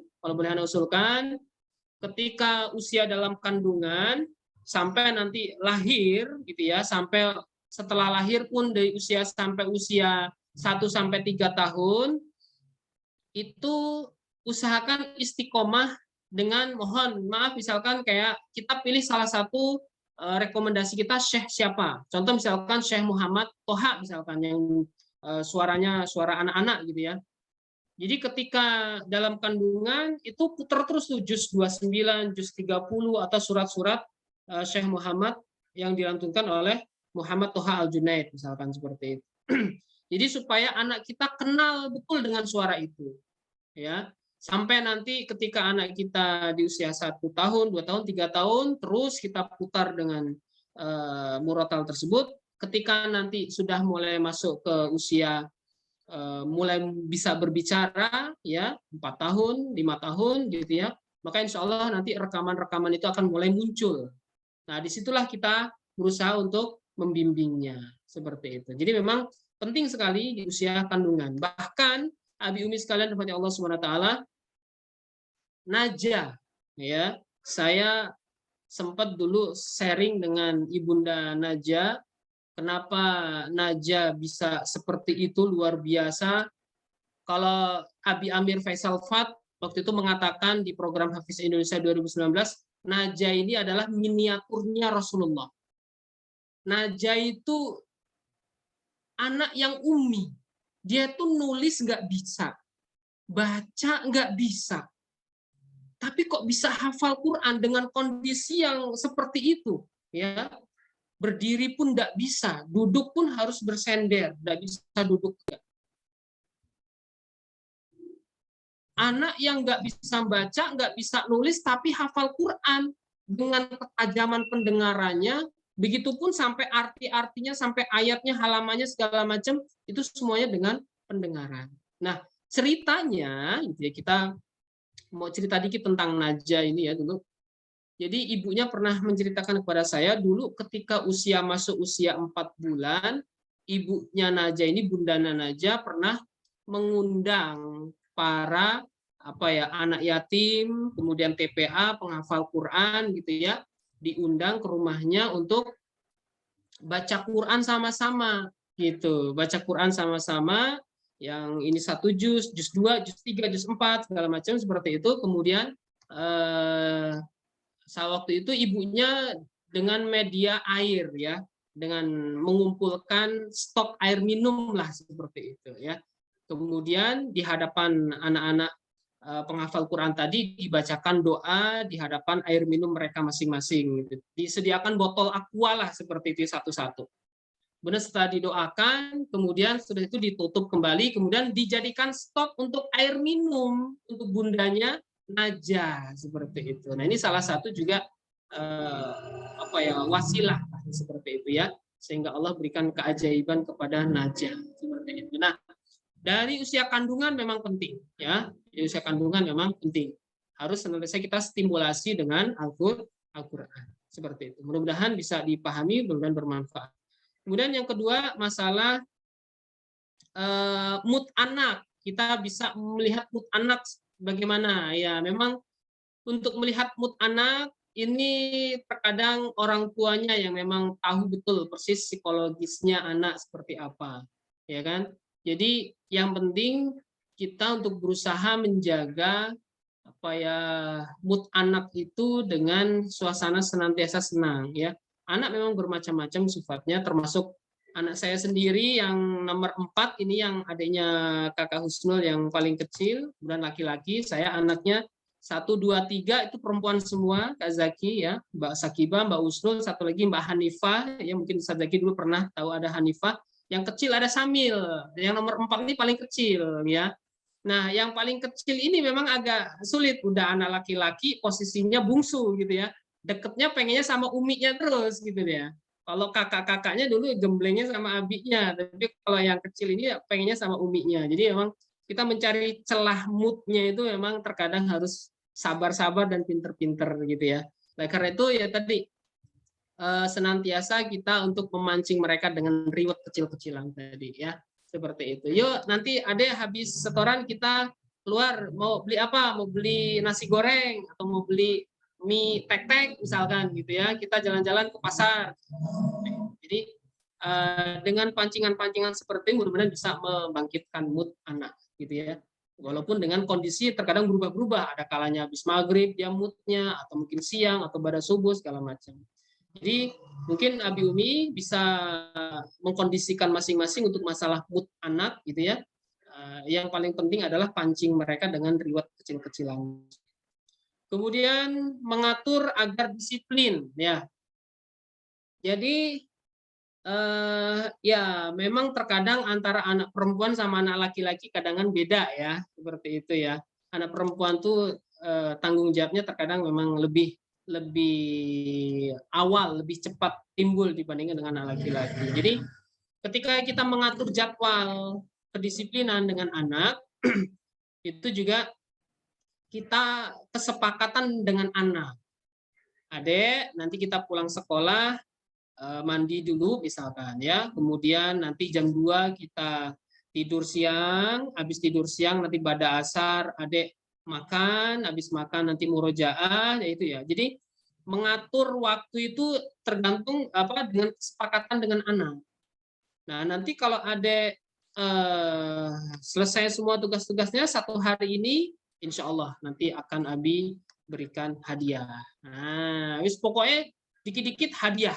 Dikit-dikit hadiah. Nah, itu punya anak-anak gitu ya. Yang penting kita jangan anggap saja setiap hadiah yang kita berikan ke anak kita itu infak kita di jalan Allah Subhanahu wa taala. Seperti itu. Ya, jadi jangan remeh-remeh gitu ya. Itu dulu waktu saya sampaikan ke anak-anak. Setiap selesai 1 juz, mau hadiah apa nih nanti? Nah, seperti itu ya. Baik. Kemudian menentukan target di usia dini, bagaimana caranya bisa selesai ziyadah di usia 10 tahun ya. Jadi bertahap ya Abi Umi, ada kalanya anak itu dulu waktu Kak Sakibah kelas 1 kelas 2 SD itu sedikit-sedikit satu baris 2 baris dulu ya kan. Sebelum menghafal kita lancarkan dulu bacaannya. Lancarkan dulu bacaannya, sudah posisi bacaannya benar, lancar, makhrajnya sudah benar, panjang pendeknya benar, baru proses menghafal. Setelah satu baris 2 baris, kemudian nanti kita tanyakan dulu, gimana nak? 1 baris 2 baris gampang nggak? Gampang Bi, alhamdulillah udah enak cepet. Udah kalau udah gampang besok nambah lagi ya, 1 baris lagi.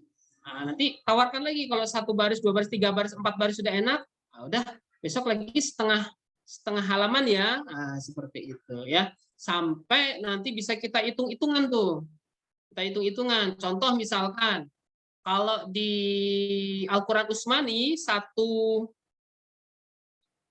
lembar itu 1 juz itu kan ada 10 lembar ya, ada 20 halaman ya kan, ada 20 halaman.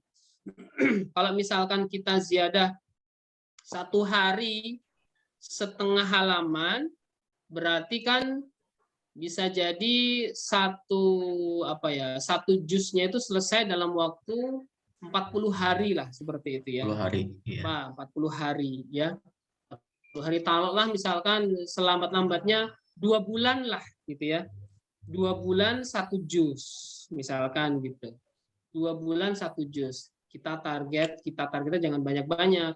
Contoh misalkan Adek targetnya 3 bulan 1 juz ya. Nah, gitu ya. Di usia waktu itu masih antara kelas 4 ke kelas 5 SD ya. Seperti itu. Oh, kelas 4 kelas 5 sudah selesai. Bahkan di usia lebih kecil lagi, kelas 2, antara kelas 2 kelas 3 waktu itu. Ya. Jadi kita targetkan 1 juz itu usia 3 bulan ya. Kemudian itu seminim-minimnya. Ketika anak itu sudah menginjak bisa lebih cepat, 1 hari 1 halaman itu lebih cepat lagi ya. Kalau 1 hari 1 halaman itu bisa 1 juz itu 20 hari. Ya kan? 1 juz 20 hari, yang 10 hari bisa untuk murojaah, menguatkan hafalan. Jadi pokoknya targetnya 1 juz 1 bulan aja, gitu kan? Nah, insya Allah bisa tercapai. Nah, dulu untuk Kakak Sakibah memang agak unik, seperti di program Hafiz Indonesia yang mungkin Abi Umi lihat di YouTube itu ya, ketika Kak Irfan menanyakan ke saya, kenapa Abi kok Sakibah bisa cepat selesai di usia 10 tahun? Padahal waktu itu di usia 9 tahun, waktu ikut program Hafiz Indonesia itu, dia hafalannya baru 9 juz. Hafalannya baru 9 juz, kemudian di usia dalam waktu 1 tahun, di usia 10 tahun dia sudah selesai ziadahnya. Ini karena memang pas di program Hafiz Indonesia ini dia ngaku memang sengaja salah dia pengen salah karena pengen pulang, sudah kangen sama adik-adiknya gitu ya. Jadi ketika saya tanya di belakang panggung, kenapa kok kakak tadi salah, padahal kan itu surat kesukaan kakak gitu kan. Iya, aku udah pengen pulang, kangen sama adik di rumah. Ya udah, kalau memang kakak pulang karena memang kemauan kakak sendiri, Mbak Sakibah sendiri, selepas ini Kak Sakibah harus bisa tingkatkan ya hafalannya, secepat mungkin bisa selesai. Dan itu dia alhamdulillah termotivasi, dan akhirnya alhamdulillah di usia 10 tahun sudah selesai. Dan waktu itu kita targetnya memang 1 bulan 1 juz. Ya kan?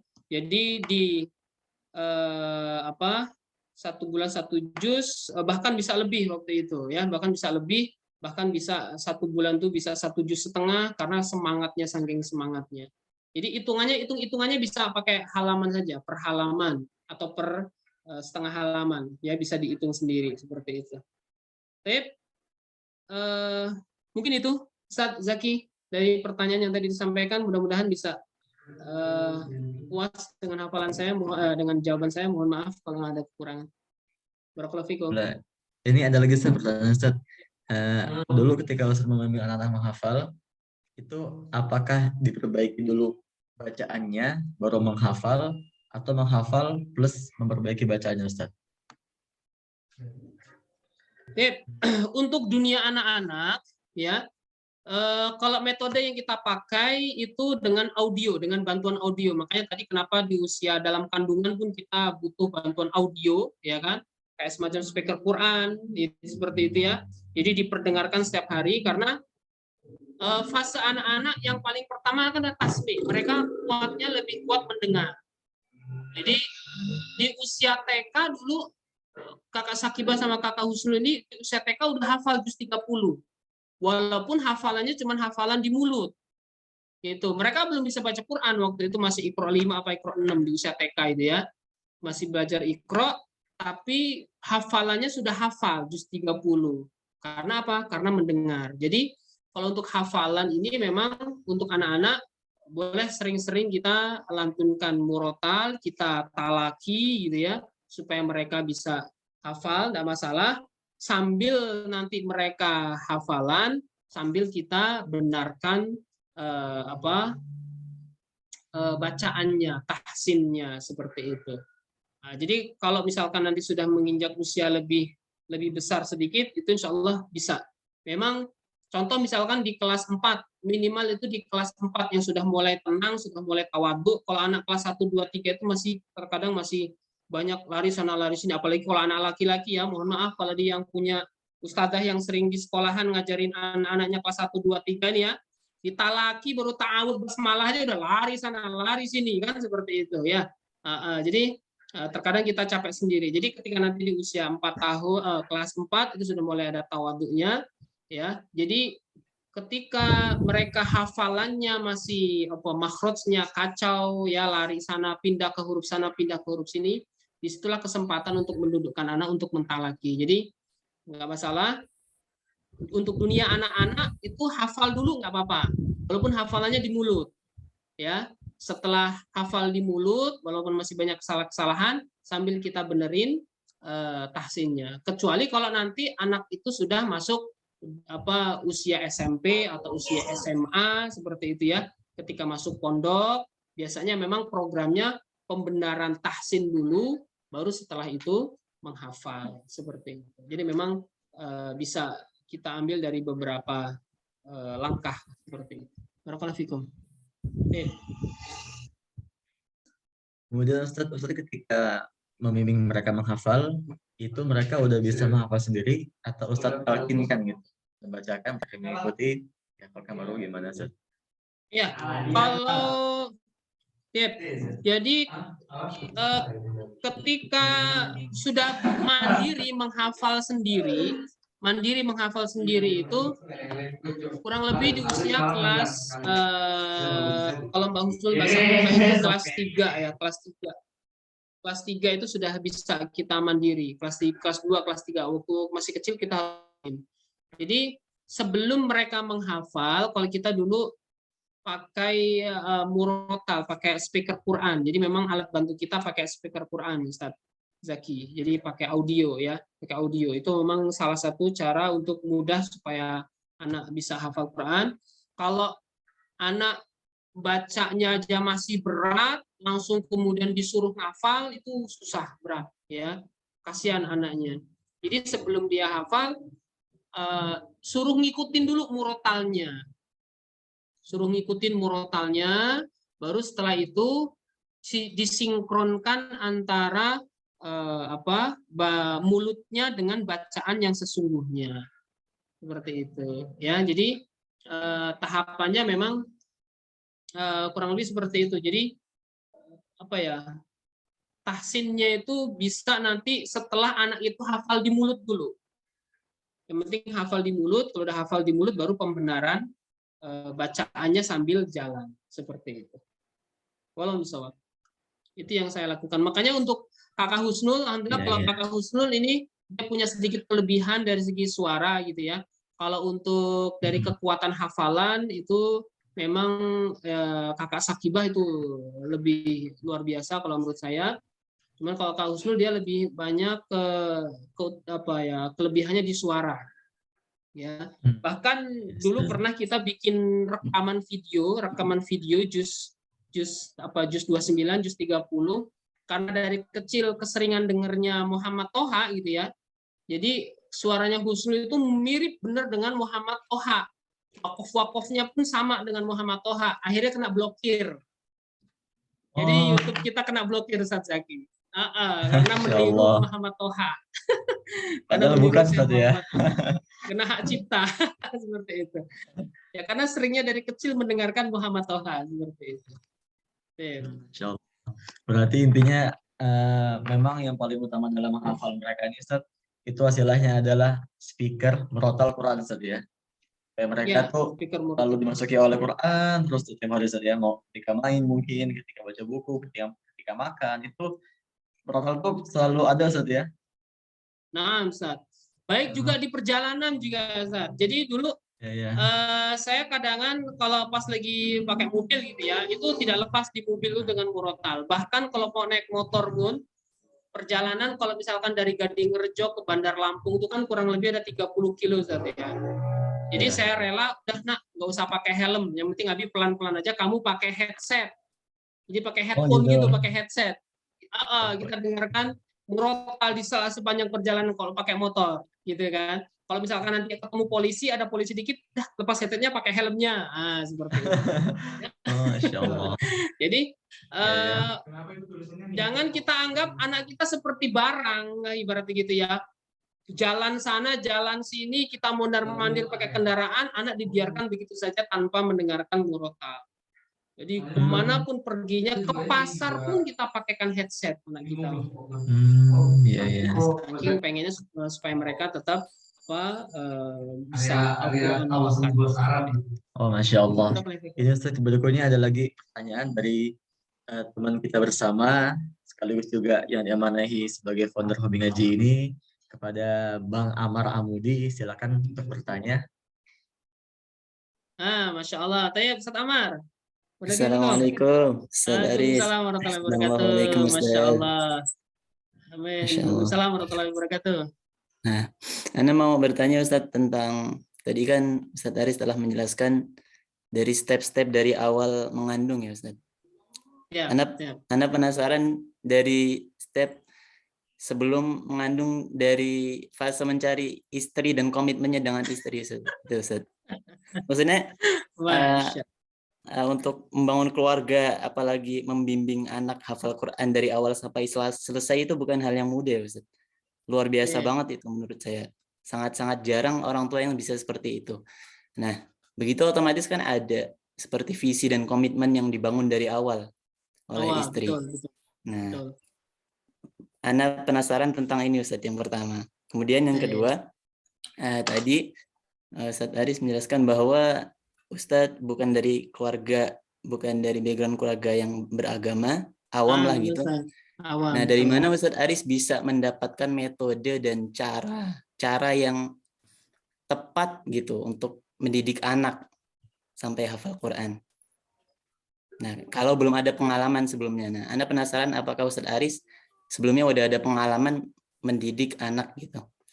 Kemudian terakhir, apakah ketika Ustadz Aris mendidik anak menghafal Al-Quran, Ustadz Aris itu mengorbankan seluruh waktu Ustadz Aris untuk anak di rumah?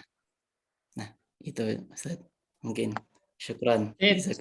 Masya Allah. Alhamdulillah. Barakallahu jazakumullah khairan kepada Ustadz Amar Al-Amudi ya. Masya Allah.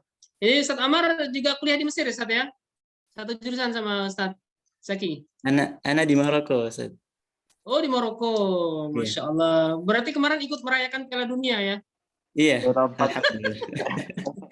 Insya Allah. Salam buat ini ya pemain-pemain bola di Maroko kalau ketemu insya Allah. Barakallahu fikum. Ya, tadi bagaimana metode cara ya bagi anak-anak muda nih, Masya Allah yang sedang dalam proses pencarian jodoh ya, Masya Allah. Jadi memang tidak terlepas dari doa kita yang tadi kita lantunkan ketika di surat Al-Furqan tadi ya, ayat yang ke-74 ya. Itu awal mulanya berangkat dari situ.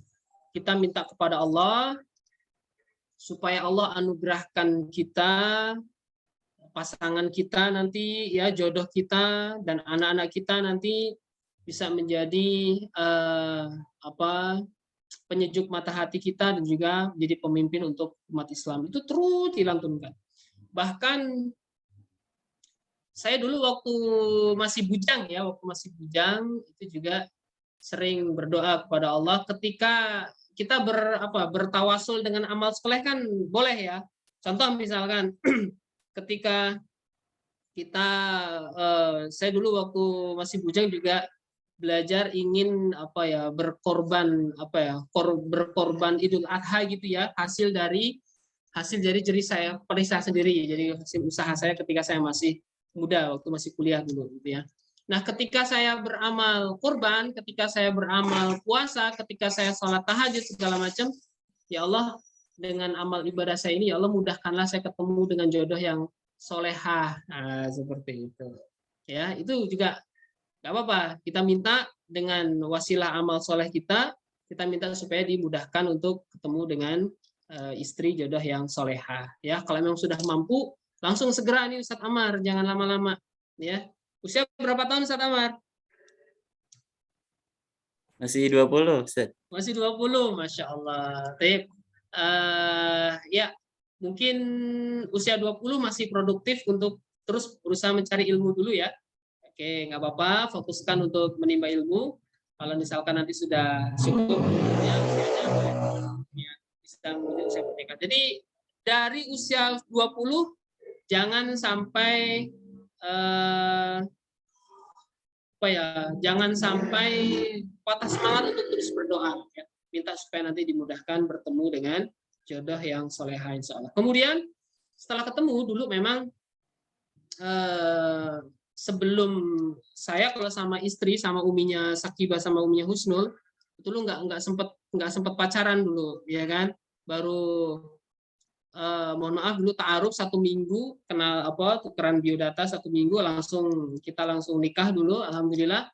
Cuman sebelum kita menikah memang sempat ada komunikasi panjang ya, ingin bagaimana menyatukan visi misi ya, menyatukan visi misi, dan kita memang bertekad kuat dulu untuk bisa menjadikan anak-anak kita menjadi penghafal Al-Qur'an. Jadi ketika sebelum nikah itu dibicarakan ya, sebelum nikah.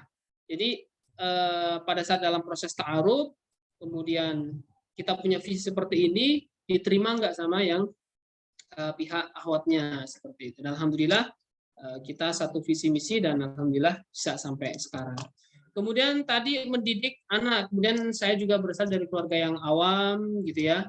Kemudian bagaimana mengorbankan waktu segala macam. Jadi memang saya menghafal Quran itu, saya menghafal Quran dulu waktu di usia SMA, walaupun baru juz-juz surat-surat pendek, ya kan, surat-surat pendek, kemudian juz-juz 30, kemudian saya pas di kuliah dulu, saya selain sibuk kuliah, kemudian aktif di lembaga dakwah kampus, saya juga berusaha untuk menghafal Quran sedikit demi sedikit, walaupun tidak fokus ya, tidak fokus. Disitulah kemudian ya sedikit-sedikit saya pelajari untuk masalah metode-metode, saya kumpulkan semua metode-metode Ustaz. Jadi saya tidak berpatokan kepada satu metode, ya beberapa macam metode-metode saya pelajari segala macam. Kemudian ketika kita terapkan ke anak-anak pun sesuai dengan kondisi kita. Jadi sebenarnya kalau metode-metode dalam menghafal Al-Quran itu tergantung dengan si pengarangnya. Biasanya memang sesuai dengan kondisi pengarangnya gitu ya. Jadi kan banyak tuh macam-macam metode penghafal Quran ya kan, seperti itu. Jadi si pengarang menulis buku itu biasanya memang sesuai dengan pengalaman dari si pengarang buku itu. Makanya kita pelajari semua, kemudian kita terapkan sesuai dengan kondisi anak-anak kita. Dan saya menemukan sendiri waktu itu memang itu Masya Allah untuk bisa dikatakan improvisasi pakai metode ini kok kayaknya anaknya cepet capek, pakai metode ini kok nggak pas segala macam, itu kita improvisasi ya. Jadi yang akhirnya saya menemukan untuk anak-anak sebelum menghafal ini dengan bantuan audio, karena itu lebih mudah, lebih ringan. Contoh misalkan, anak-anak kita usia 2 tahun, usia 3 tahun, kan dia belum bisa baca, belum bisa nulis, ya kan? Tapi kenapa dia sudah hafal nyanyian-nyanyian? Balonku ada 5, cicak-cicak di dinding, gitu ya, naik-naik ke puncak gunung, segala macam. Dia bisa nyanyi dengan bagus, dengan indah, dengan intonasi yang pas, gitu kan? Padahal dia belum bisa baca, belum bisa nulis. Begitupun dengan Al-Quran. Seperti itu. Jadi kita perdengarkan dulu murotal kepada mereka. Ketika mereka sudah mulai berkicau ya dengan murotal yang ada, maka insya Allah di situ nanti baru akan masuk ke tahap tahsin, untuk tahap membaca tahap berikutnya.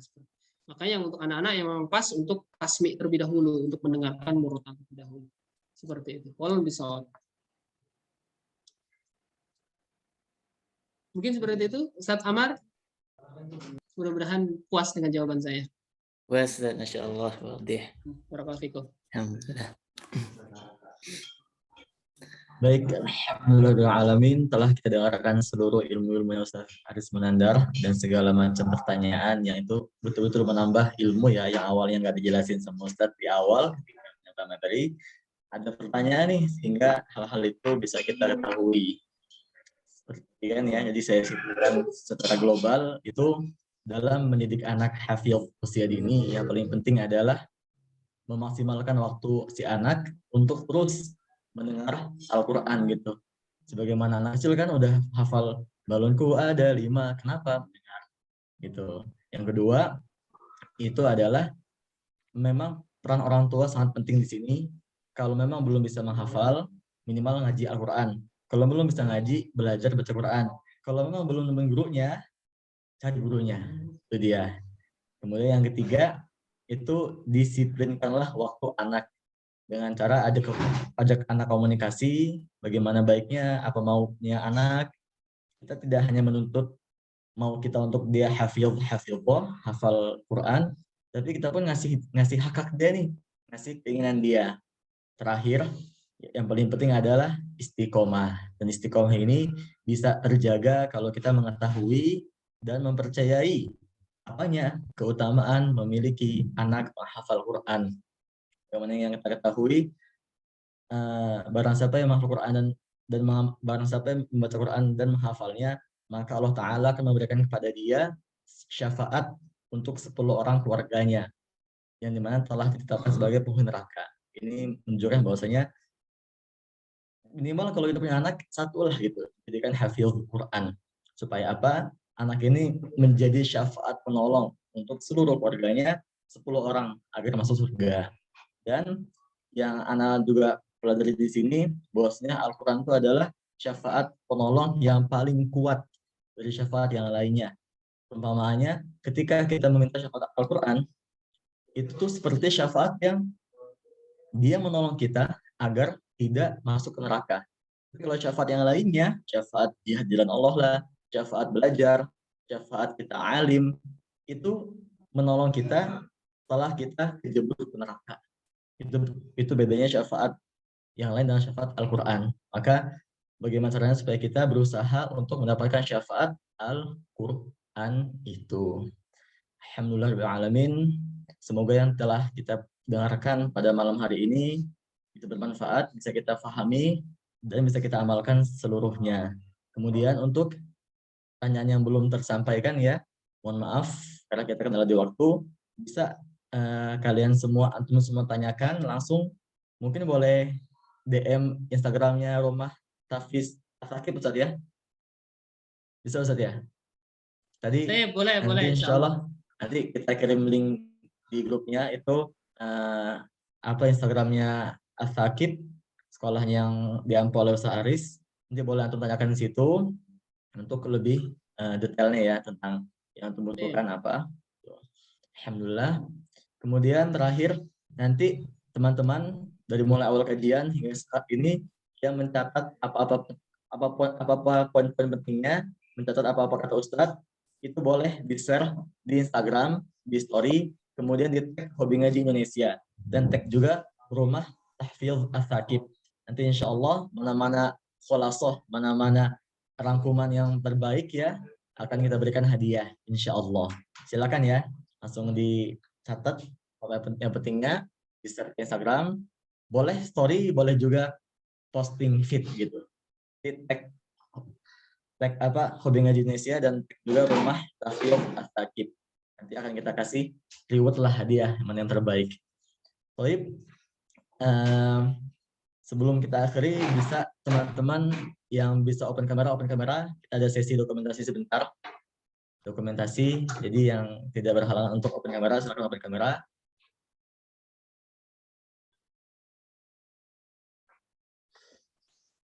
Oke.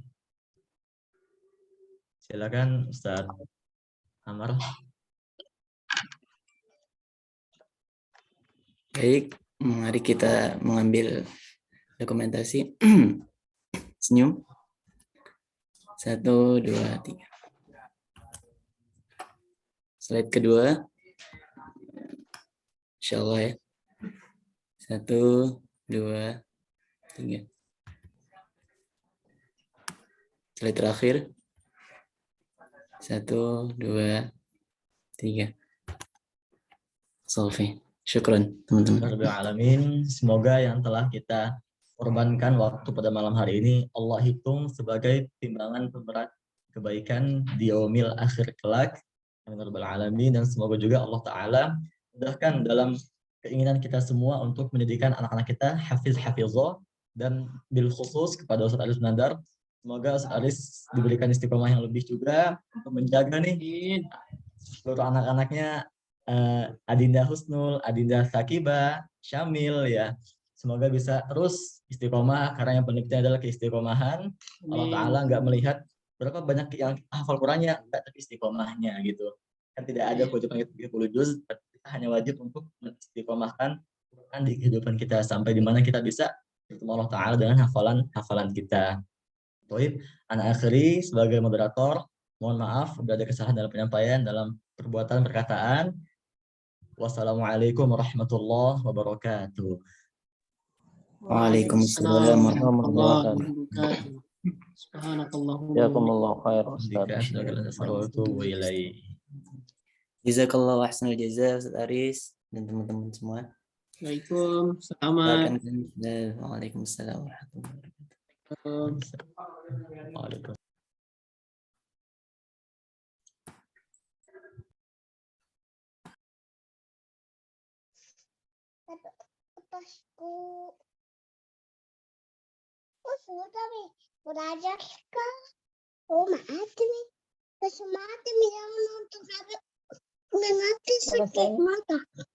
Selesai keluar.